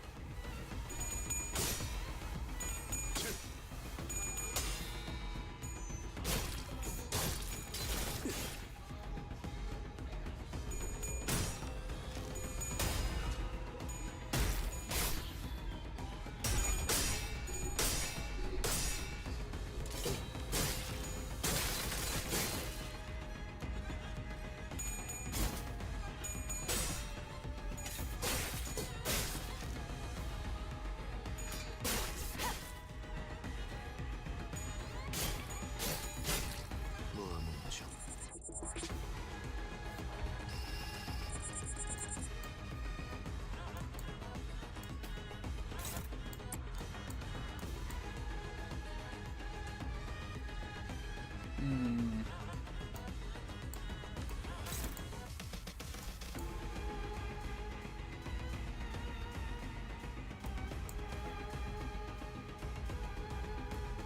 Huh.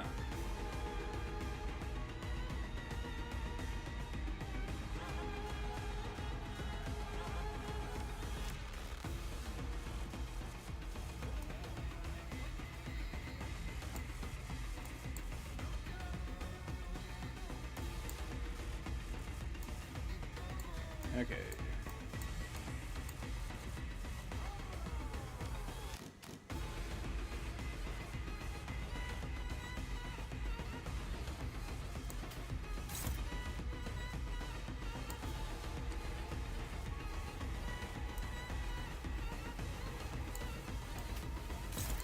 Yeah, use that.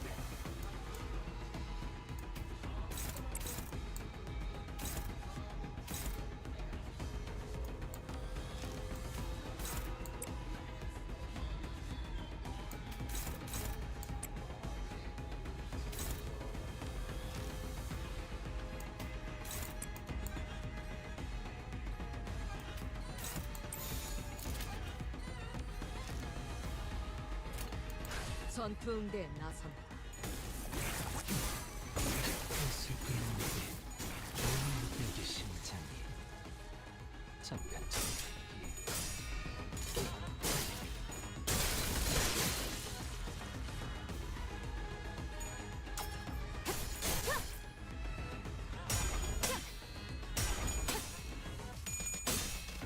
전투가 이어졌다면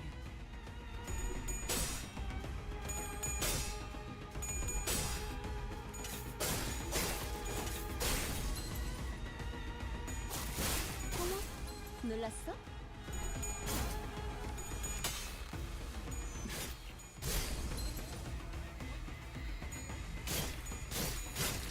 아비 교환.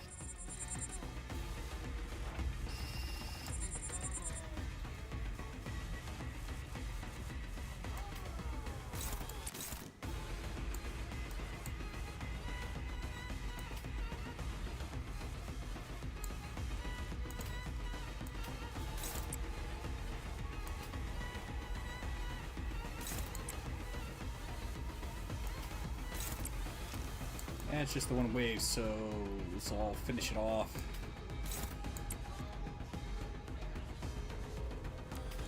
What the heck? Could use some more Wrath resources.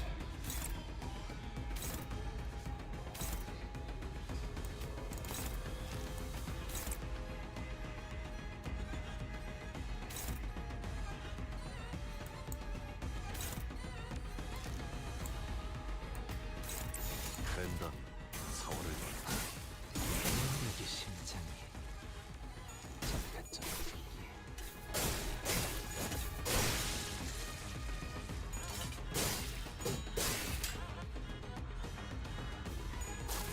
깔끔하게 몰았군. 육적이요. 끝.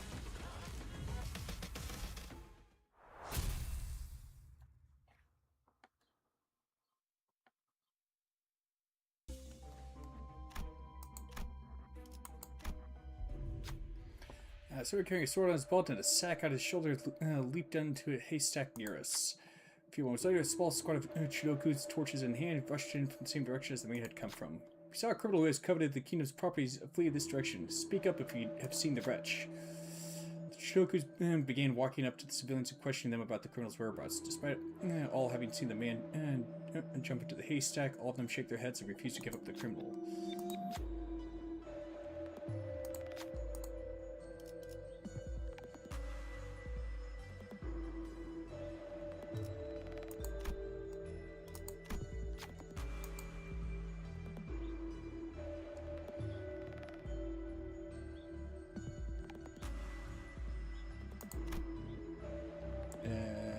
Bit risky.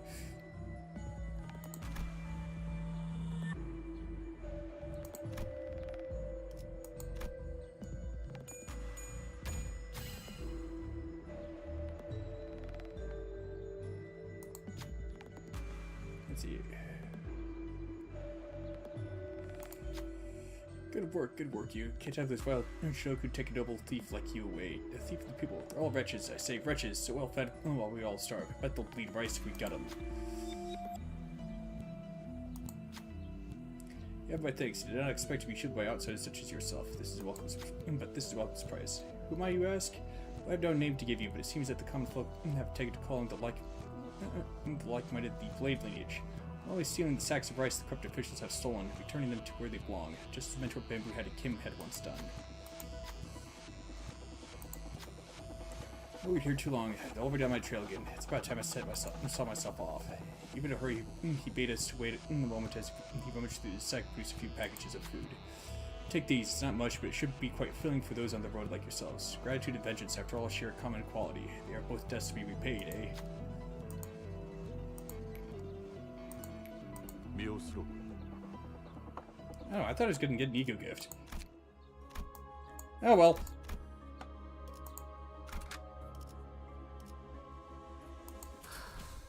등롱을 밝혀 앞길을 열어라.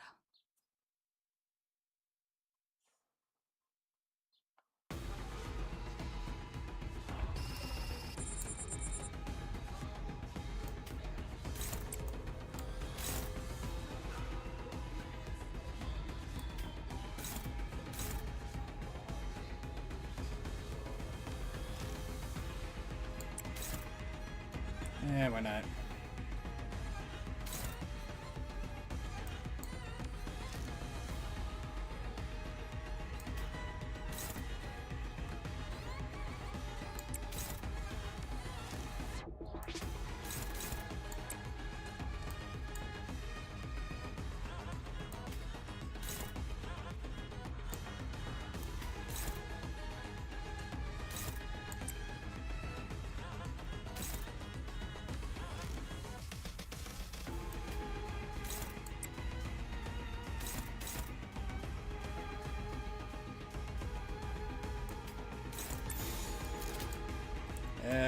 Might end up needing more.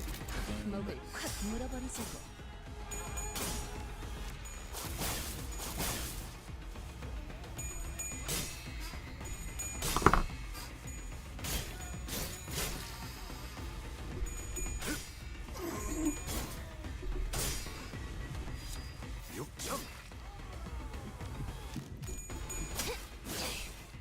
이 거리는 충분해.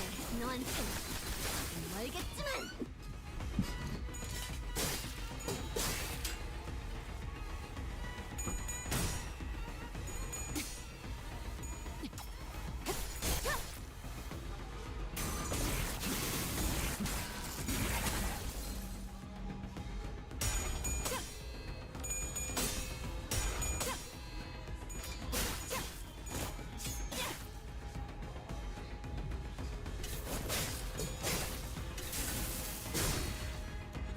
놓아 뭉쳐.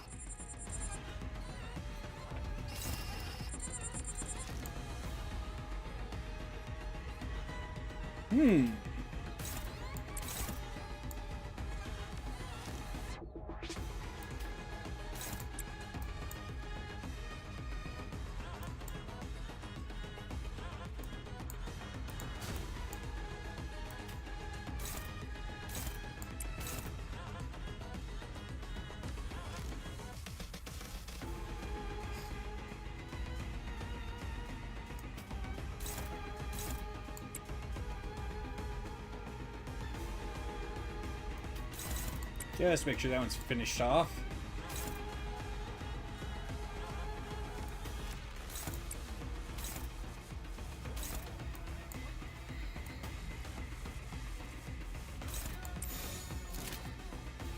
뺀 다음에 사활을 건다.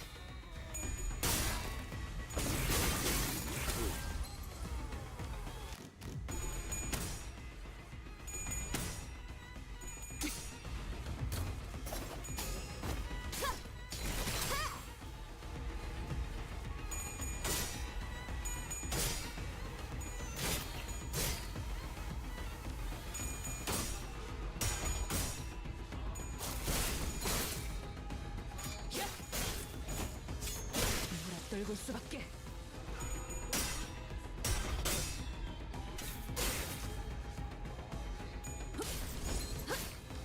아비규환.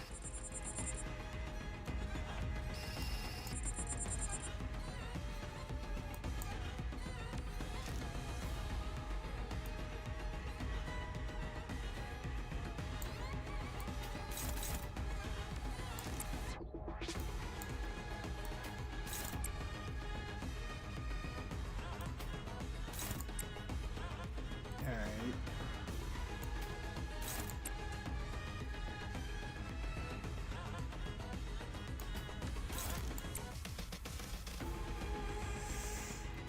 Yeah, I could probably use the additional.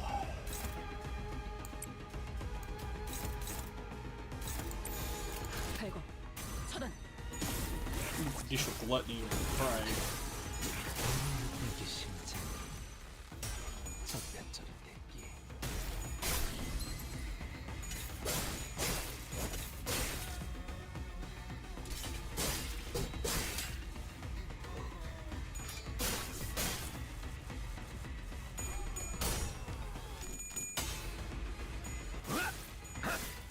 이건 예상 못했나 봐.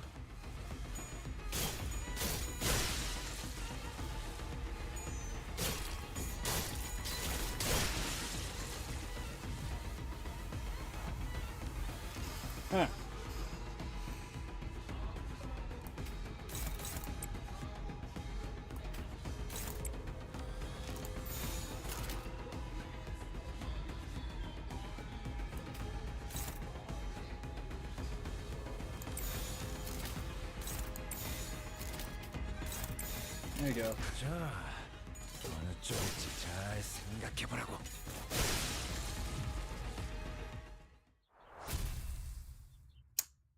Okay then.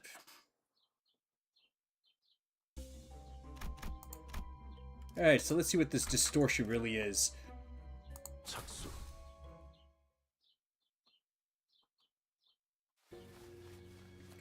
Like a prey backed against the cliff's edge, I'm left bereft of paths. My hand hesitates with no room to place the stone.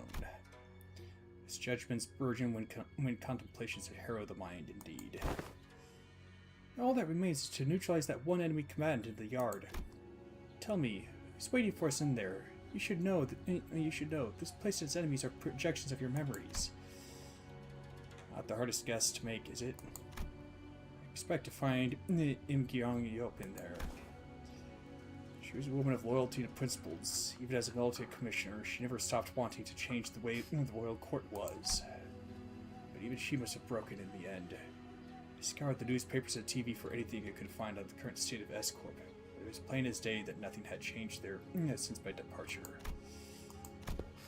Mentor, is that not but a baseless speculation? Your concerns grow uncontrollably? Never have you spoken to us about such a monstrous one in the past. Thus, what lies before you is but a figment of the distortion reflecting upon your memories. Did this Im Gyong appear as that monster does, Mentor? No. She wasn't like that. I still believe that Salpipio Agro Industries deserves to die. Destruction is not the point. The point is that I want it to be a place where I can cut away the avaricious, corrupted, and have it be a wing that cares for its common folk.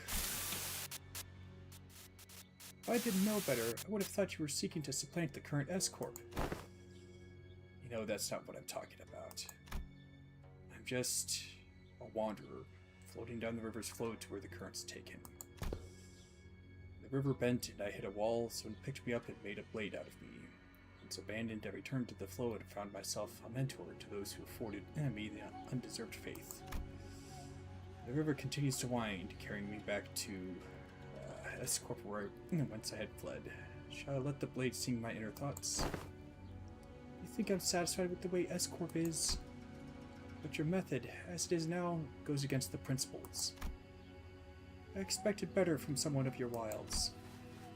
If you enjoy those principles so much, then why ask me to leave the game? Because someone has to stay behind and try to bring change within the limits of their principles. I only hoped that one of those bends in that river of yours would put you back to knock on the gates of S-Corp once it was primed for change. Has that changed? What do you think? You at least seem to think that I have. Because you believe that I shall stand in your path.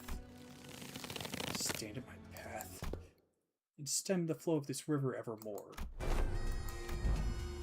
Very well. The law states that denial of the will of the royal court is a crime deserving of death by beheading. I, Im Gyong Second Ordinance of the Salpipio Agro Industries, official of the sword and military commissioner to the royal court, shall uphold the command and sever the buds of rebellion before they propagate.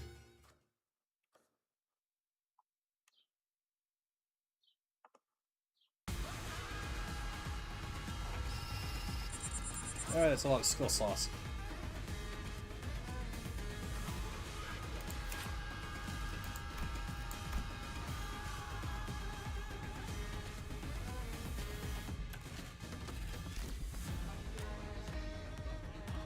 See, the three-quart circles, Sal, P, and PO, each we made the standard. Okay. Golden tales say that the Sal has ever been the first to spearhead a slaughter, eager to cleave the enemy's flesh before the other. The fire harvests the blood that spills forth from each opened flesh wound and turns into endurance on the battlefield. PO takes the close of a slaughter. They part one joint from the other, bringing the enemy to their knees. Then the blades of the neck bone finish the collective act of killing.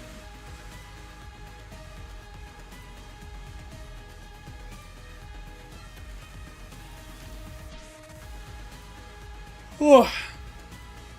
Sort of the homeland pet passed down into this cell circle is not at its heart an art of killing. To cut and cut again until blood runs dry and the bone is laid bare. That is the essence of this art that strips one's flesh into ribbons. Gruesome.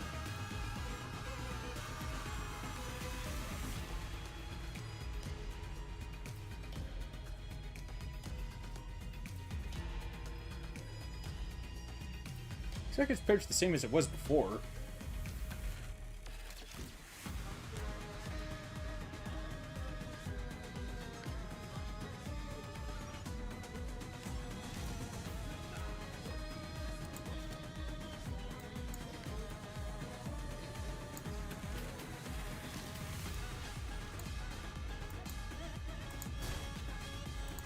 Yep.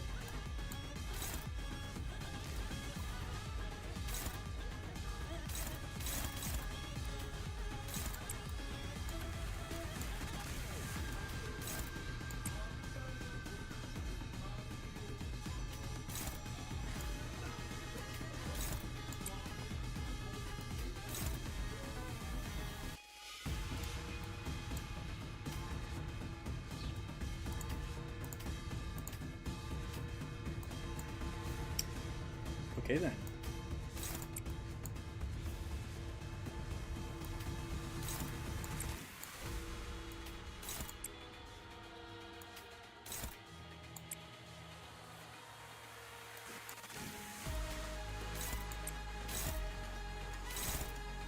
Huh?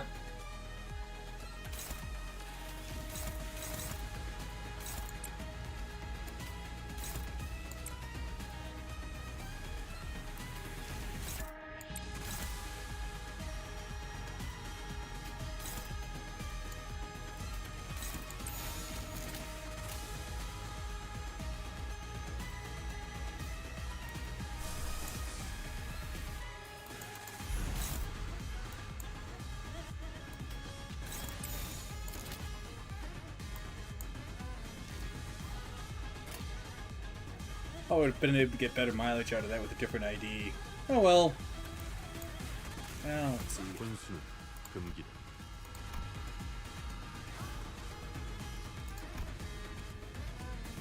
Ooh. Yeah, maybe not.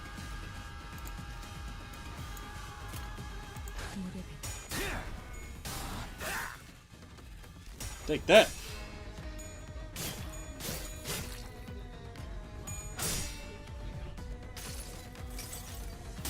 이 구석구가 나의 폭력을 저지하기엔 턱없이 모자르지.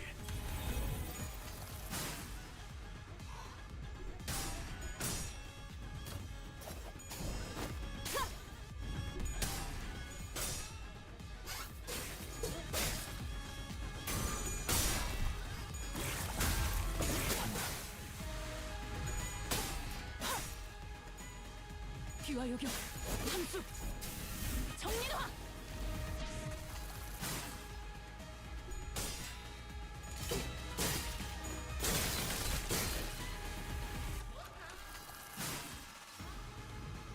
이 거리는 충분해.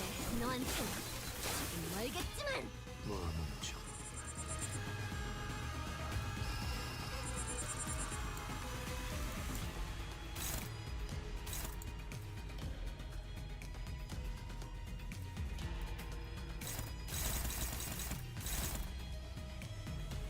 네.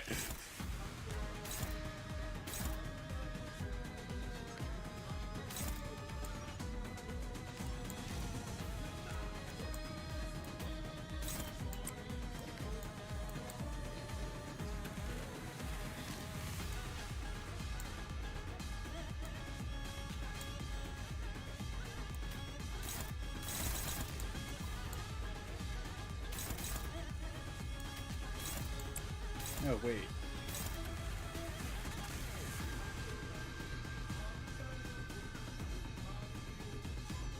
Okay, maybe not the best idea.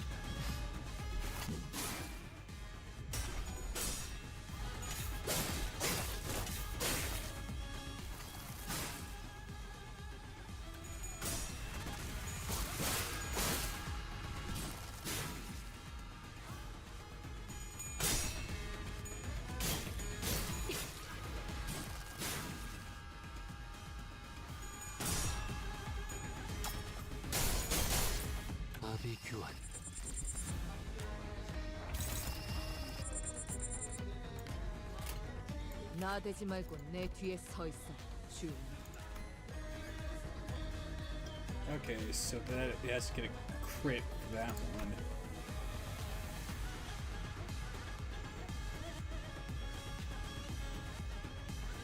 Okay.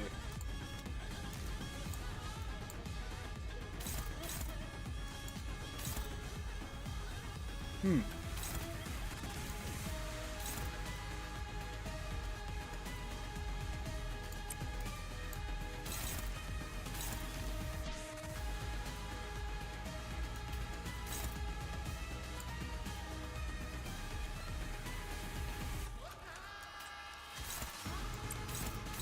Yeah, I don't think so.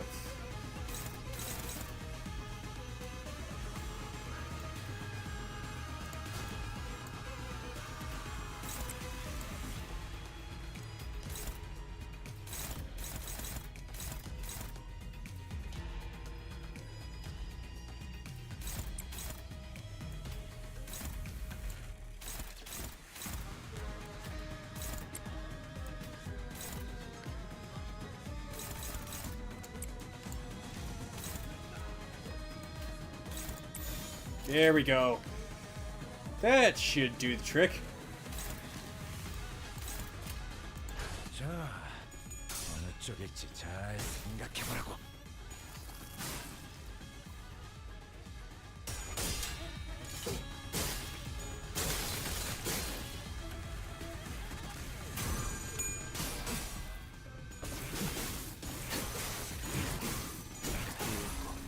앞으로 돼. 아름다운 것. So, how much Procuration Hermes does that make now? I wasn't watching that.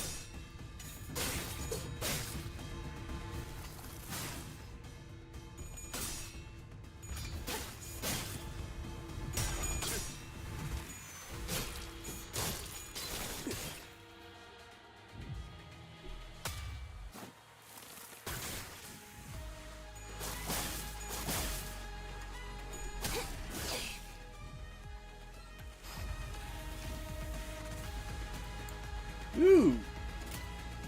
7, huh? How delightful!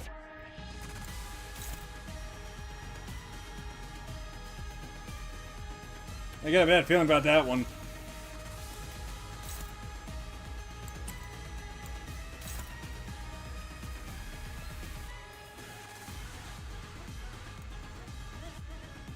Says I'm dominating, though. Gonna have to trust it.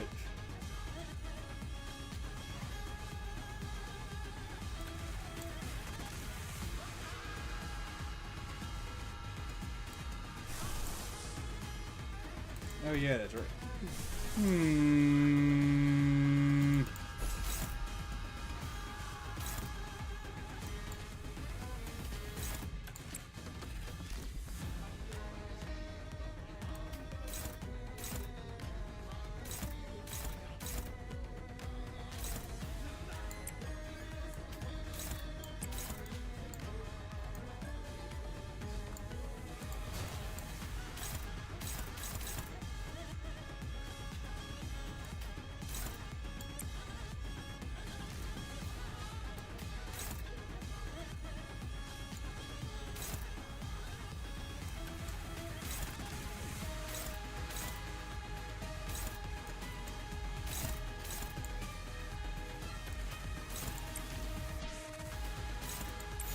There we go.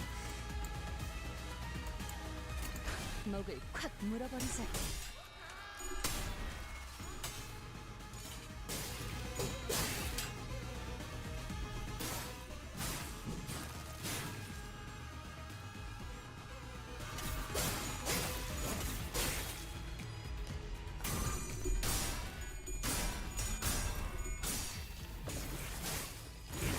이제 완료.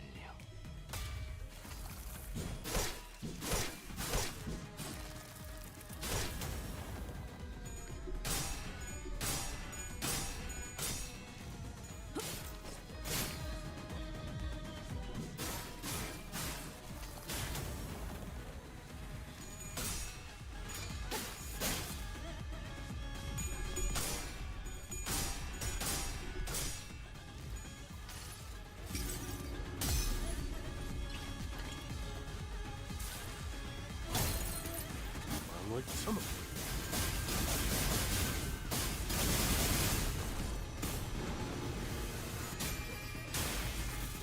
숨을 거두리라. Well, the damage wasn't too impressive, but it looked freaking badass, that's for sure.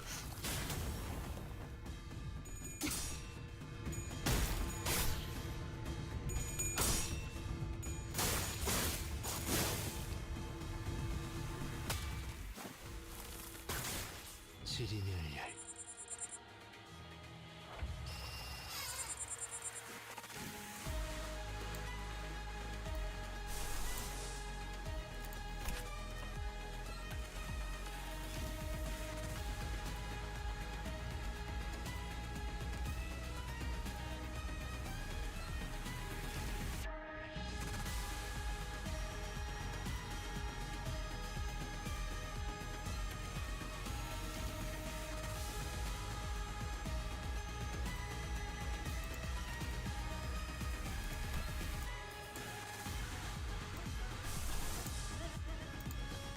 What the?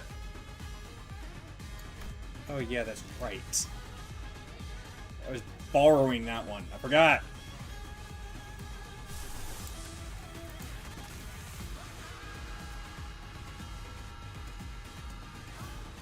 %, 25%. That one's gonna be better.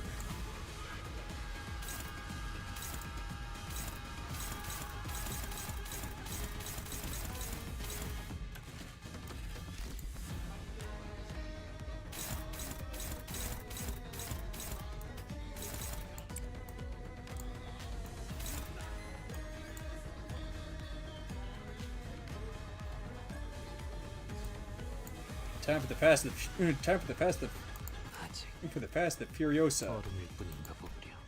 starring Yi Sang.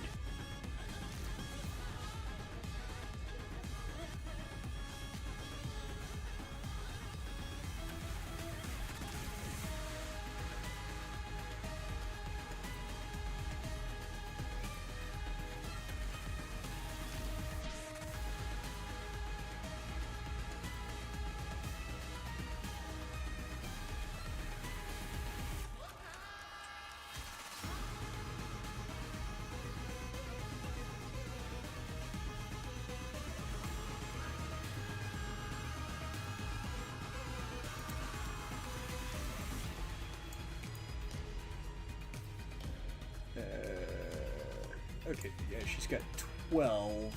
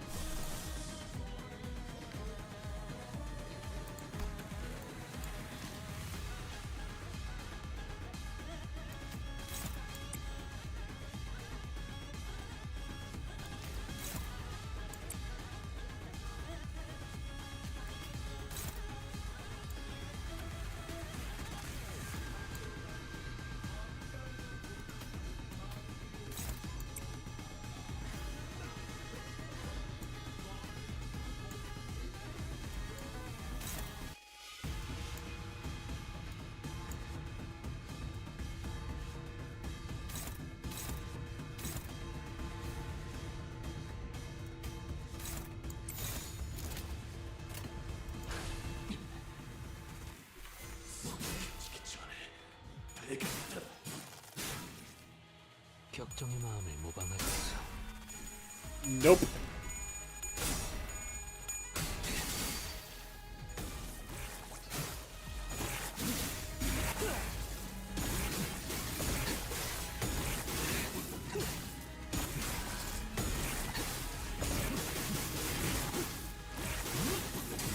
제한 종료. Not bad at all. Seen higher numbers, but that ain't bad at all.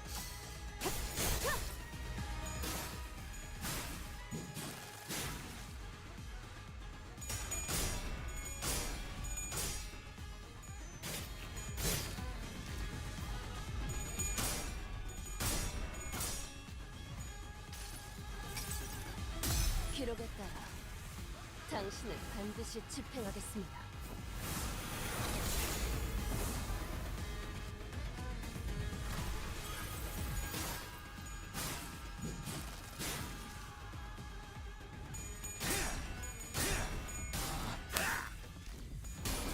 쪽방향이 아닐 텐데.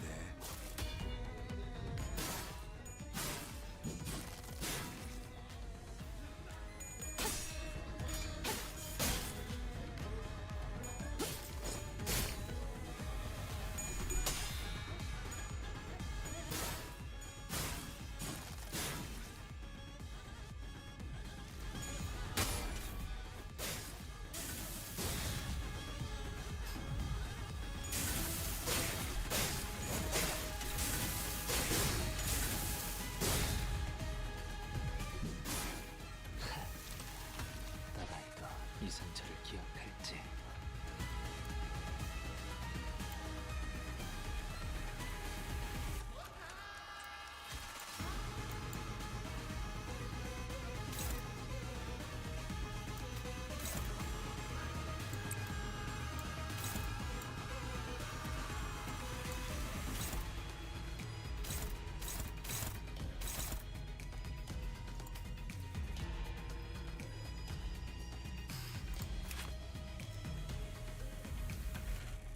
Okay, so if she's got a bunch of got a big booster base power, that means her coin power is way down.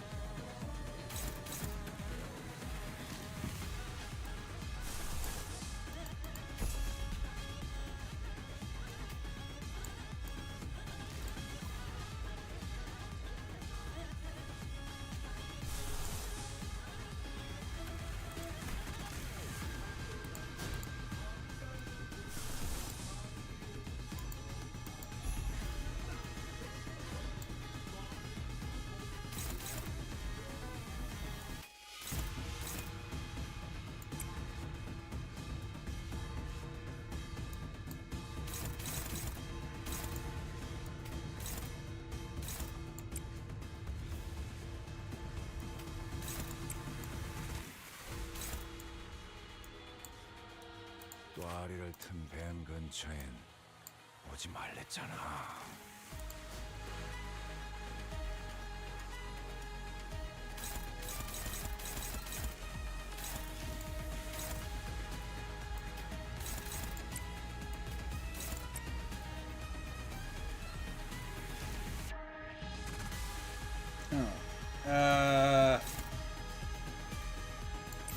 Yeah.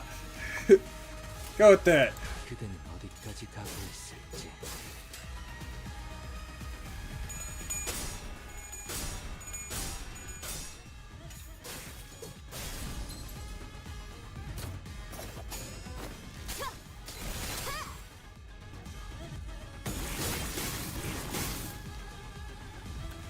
아름다운 것. 그렇지 않은 것.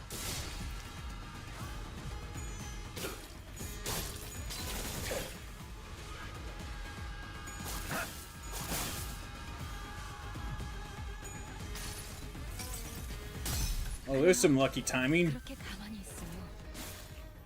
상처는 고개는 맛없으니까.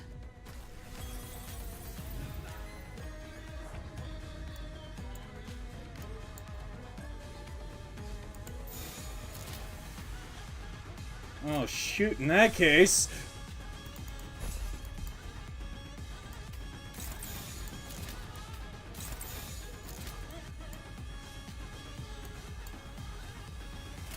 목을 콱 물어버리자고.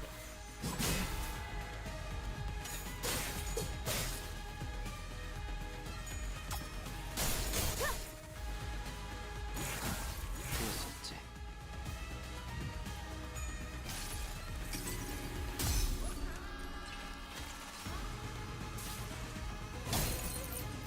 왕을 참아.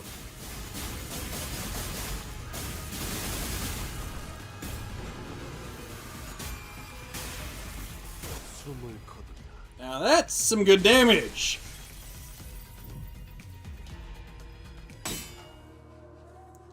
She's not as powerful as I recall, yet weighed down by the brand. Not so far ahead. I'm not so far ahead or behind. I don't know. I think you're doing pretty well. Fairly, they appear evenly matched, yet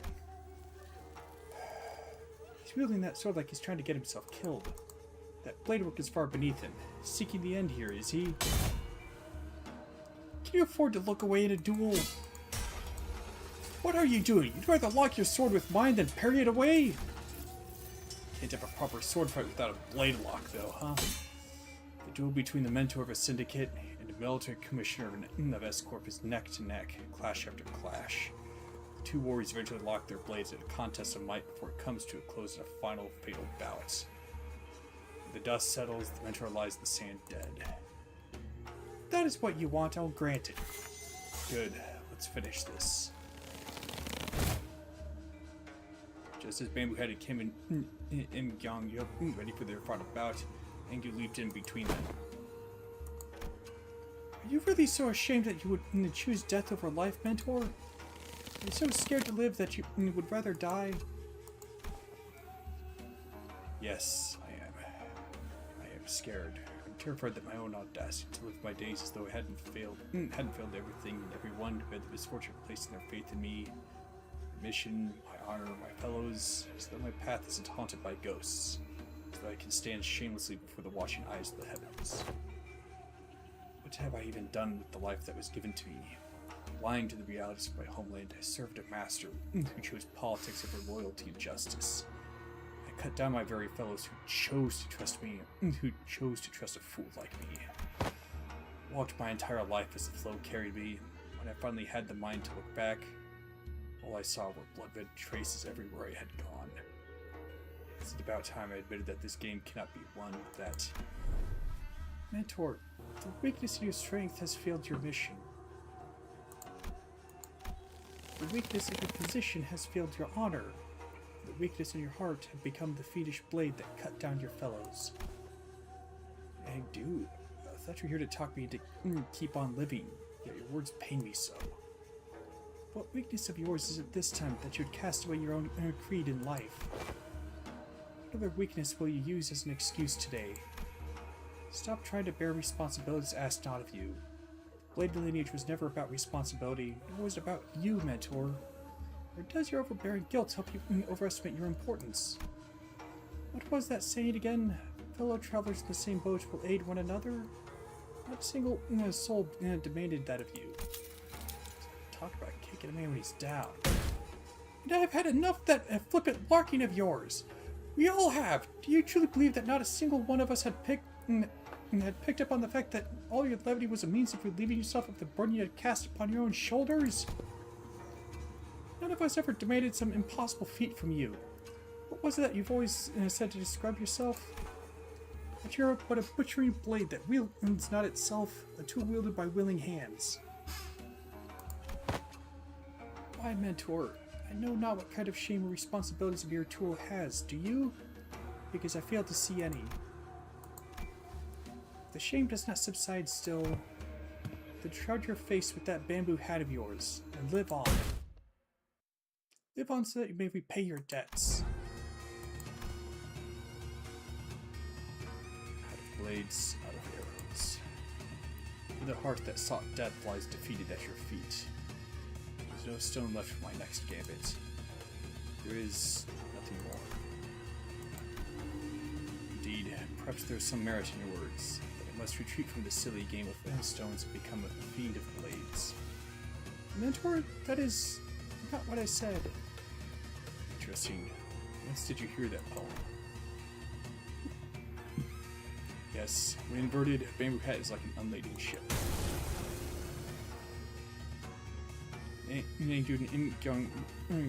Knocked from bamboo headed Kim as though bounced off by an invisible force. Kim raised his gaze to meet the empty air as though someone were there, hollow laughter escaping his lips. You know who he's talking to. It's the voice. But your last move was not a good one. Indeed, I did wish to become a blade. What did you do? Forge me into an indiscriminate one that cleaves blindly into friend and foe both. Seems that in your excitement you have quartered yourself with that last move. Well, as it seems that I've had an opportunity to retrace our past moves, allow me to try something different this time. Ah, be not so vexed by this round. As you say, we never know what the next game shall bring. I appreciate and will treasure the other bits of your advice. Let us play by my rules for tonight's game. Something different this time, isn't it? Ain't distorting. I think that's... fluorescence, perhaps. Nothing is for certain indeed. Yet I trust that the words of my last remaining follower have also reached your ears. I am but a tool wielded by willing hands. Nothing in my life has ever been certain. I know not whether this move is what cements my defeat, but I desire to be a victorious stone nonetheless.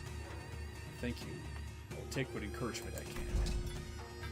Strange invisible pressure dissipates, and the armored woman, Im Gyangyo, readjusts her grip on the sword. Kim turned around to look at her, and I saw that a weighty shadow seemed to have been lifted from his face, replaced by a mix of relief and determination. A bit embarrassing to change my stance now. Now, I fight to live. And I suppose you'll be okay with that? Of course. To hide from heaven's gaze, this hat I wore. An empty boat bore my friends along. Bamboo veiled, we drift from shore to shore. With wine I don my hat to watch blooms throng. In mirth I doff that shroud to moon adore.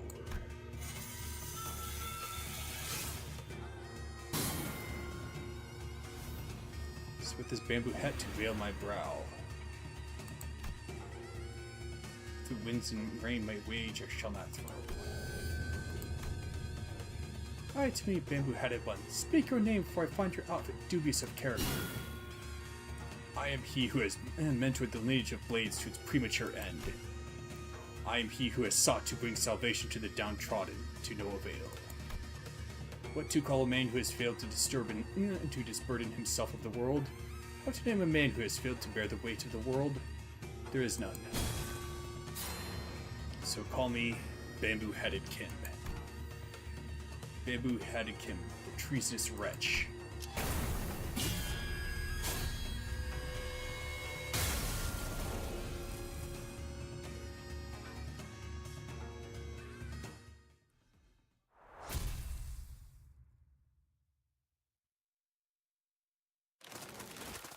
The photographs rapidly folded away from reality.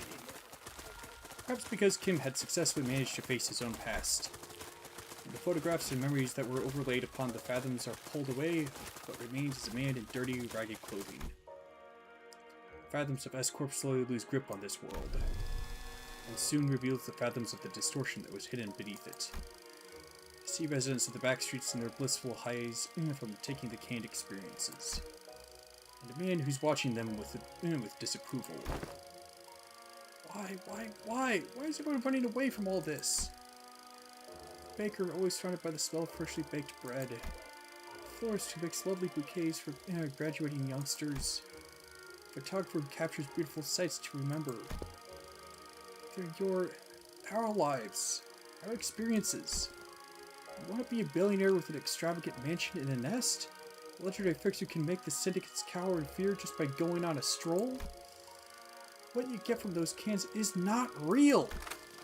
And everything in your lives, all of this, just empty means to an end, so you can get high on fake purchase experiences nailed into a can? If that's all your life is, then my life, the photographs I've taken are all... No, it can't be.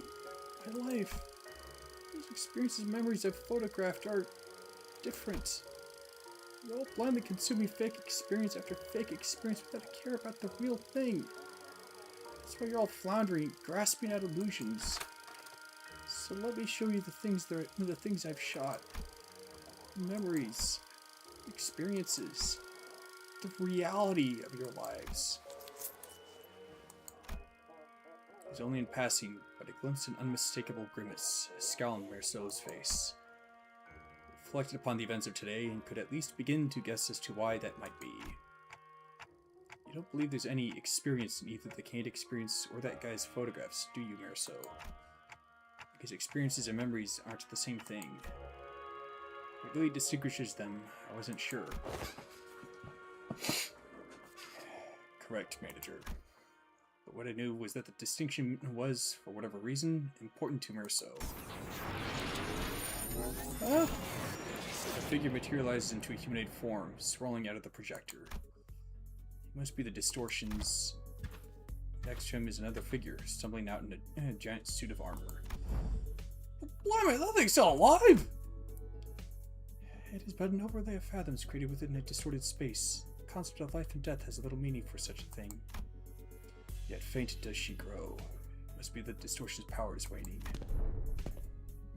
Hark, accused one, for these are your crimes. The crime of fomenting chaos in a foreign wing while impersonating Chinokun's Salpipio Agro Industries.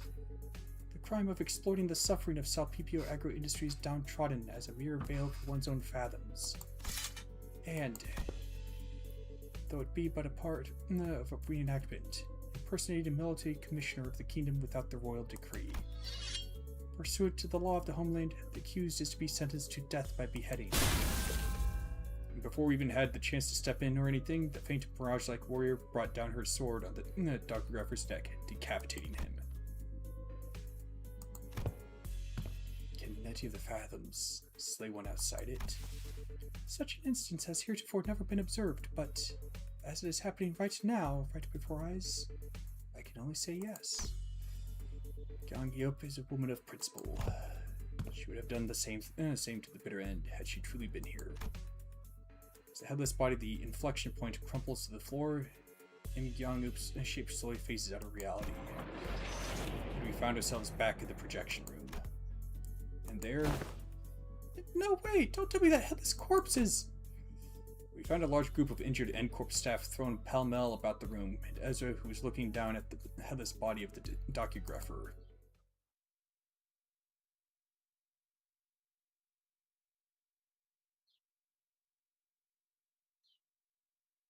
완벽하게 수행되었지 않은가? Oh boy! 아직 기약은 없구려. 그렇다면 여전히 난 아무것도 인가?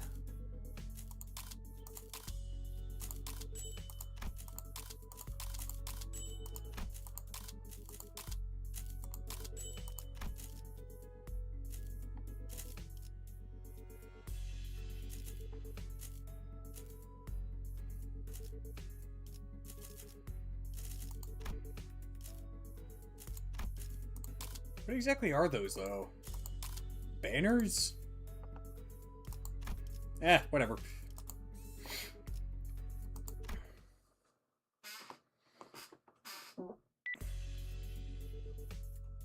Yep, right on. Gotcha, team leader. That's the initial report done. Good work, guys.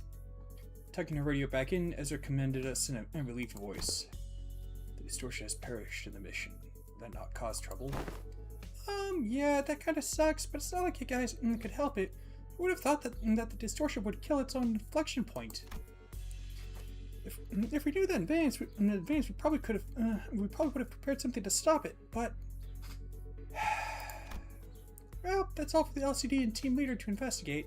All in all, this mission was still a success since we managed to eradicate that distortion from N-Corp. Not to mention satisfying our client. Also, Ezra looked toward Angdu and Kim with a lighthearted shrug, clearly less concerned than she had been earlier. Now I finally know why you've been disappearing on your own without letting us know. Glad you don't seem to have any more reason to, though, so it's all good. Hey, that's the real win of this mission in my book. Phooey! The point is, we did it! We did the thing! It's done! Gosh, I swear I am never doing one of these without the team leader ever again. Seriously, got this close to losing it more than a few times. Seemed that the responsibility of looking after her LCD juniors had kept her stressed and high-strung throughout the mission. I hadn't noticed it, but her brows had finally relaxed, bringing back the chipper Ezra I was more familiar with. Thus, I shall not abide by more of your indolence. You will now join us in missions and tasks as you are expected to. Is that understood, Mentor? I do. Would you mind releasing the hems of my sleeve? Oh, what I wouldn't give to lie down and pass out right about now. All emotion in Kim's voice had likewise faded, and with Angdu's voice no longer as barbed as it had been in the Fathoms, it seemed to me that the two were back to the more relaxed selves I knew. I can't exactly say more relaxed for Kim, though, because that's how he's always been, at least from what I've seen. In any case, Fine, you are released. Phew, you've given me a good, hard shake. I don't feel so good. Say, I'm afraid they may have gone overboard with upgrading your arm. With your hem released, allow me to reiterate that. Stop. Heart finds peace as well as it watched them bicker. Is everyone doing okay? Yes, Executive Manager. Our forces have only suffered minor injuries that do not require you to go through the trouble of rewinding the clock. Hang on, mate. I've got a dislocated shoulder. I can pop that right back into place for you. Allow me. I've taken care of similar injuries in the field. Yeah, guess what happened the last time I let you do that? You rolled my bloody arm the wrong way and turned the bones of my shoulder into little chips. Don't sweat it. I can rewind that. But now I've already grown used to the pain of rewinding the student's injuries. Dislocated shoulder shouldn't be a big deal. I'm about to ask a clarification if thou wilt. Yeah? Dost thou recall how, as we battled the N-Corp's pin frame team, the foes have taken photographs of us? And? They are those who were sent in to identify and capture the one who violated taboo, forsooth. As we stood in their path, 'tis no mystery of why we had to come to blows, yet I find this to be most perplexing. Wherefore did they take so many photographs of us? Maybe they were taking photographs to report their locations? Recording footage is taboo in N-Corp, meaning they can't install security cameras here. Only option for keeping it in the consistent record when tracking down a case or a person is by the photographs. Then words hold water, yet most puzzling forsooth. For I recall with clarity that from a certain point they had begun photographing us with renewed obsession. Oh, hey, that sounds like a question for Mariso. Given how often I had to rely on the information Mercer had provided me in this submission, I think I've gotten enough practice on how to phrase my questions the right way and pull the answers I need from him. I couldn't get him to tell us his own judgments on matters, but since he seems to have a near photographic memory of what he's seen. Or so, do you remember how many pictures of us the Corp staff took? I do, 56 times. That's a lot of pictures. You actually remember the exact number of times they shot us? I do. It's always so neat seeing his memory in action. So, did you get the chance to see which one of us got the most photographs taken? I did. Oh, who is it? Is it me? I make for a fine model if I do say so myself. No, it wasn't you. It was me. Huh? But why? What's the most statistically likely reason that it was you? It was at that moment that I heard the sound of pebbles crunching under boots approaching us, louder and louder. Well, what the heck? N-Corp. Oh, dang it. Are you here because we beat up some of your guys? Listen, we had to because of the distortion. See? It is as she says. The skirmish was an unfortunate consequence of combating the distortion phenomenon. Limbus Company provides a customer damage compensation program in case of such unforeseen events. Instead of engaging us in battle, please elect to contact the emergency response team at our headquarters as your first. Yes, we fully understand the circumstances surrounding the battle, and we intend to submit an expeditious request for damage compensation as you have recommended. But we're here on different business, so if you would be so kind as to let us speak. Different business? They're here to arrest me, Major. Hold on, Rousseau, let's see that. Wait, what? Rousseau did not resist. He walked past us and joined the group of N-Corp employees.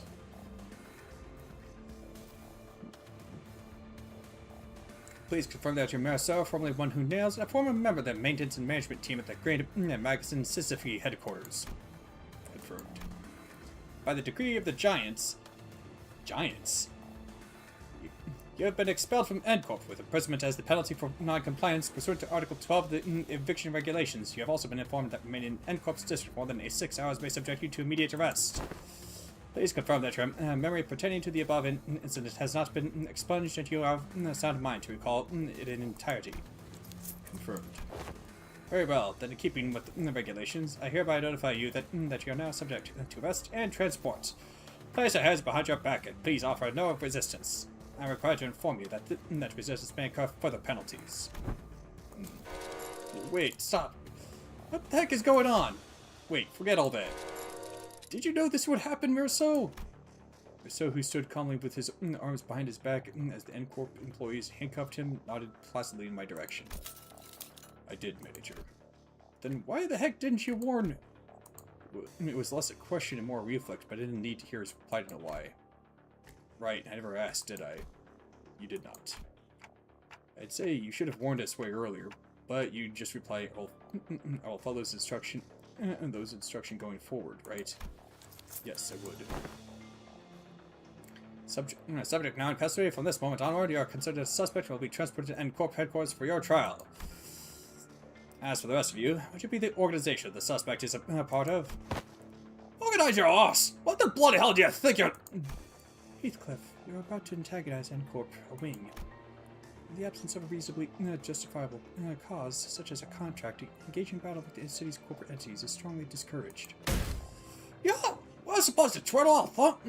Those on it, drag him away? This must be another piece of information they neglected to tell me. Yet another development that was set in stone. Despite her calm and collected explanation, I could tell that this was not a pleasant situation for Faust. And for Faust either, as she was sending an uncomfortable glance at the N-Corp's employees. So, where are you taking him? Raid trial will be scheduled for the execution of the exile's sentence. They replied dispassionately as they took Mirso into custody. I looked back at them, not knowing what to do or say. The late afternoon sun pricked at us like 1,000 hot needles. Rousseau, now in cuffs, gazed at us with an expression that would not have seemed out of place on any ordinary day. Well then.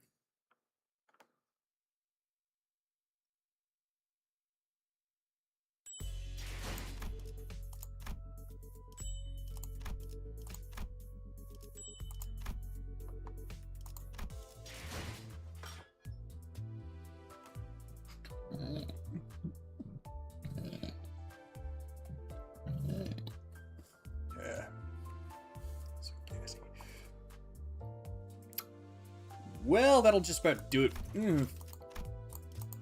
That'll just about do it.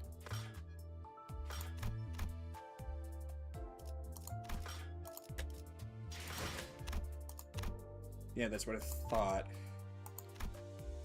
Yoink, I'll be taking that.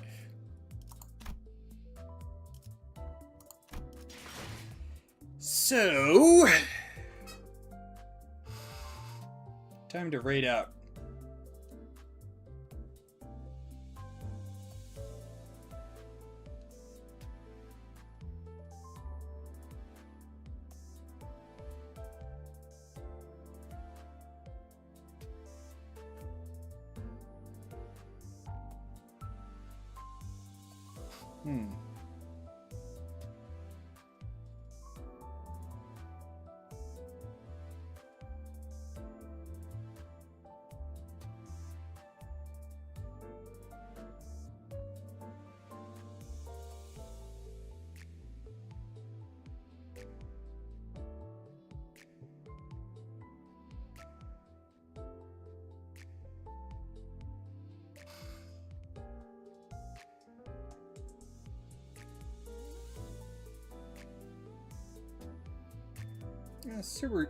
Server is streaming.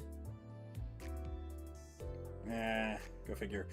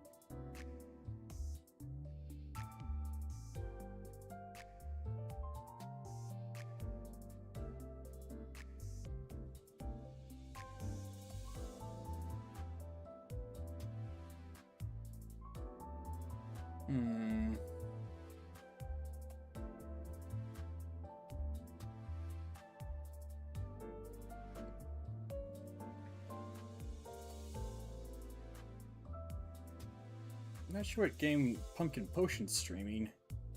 Oh.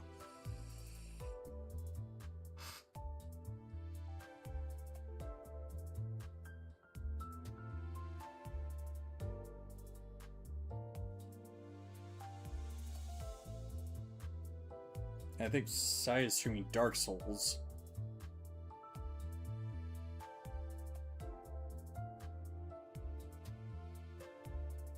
At least I think that's what it is.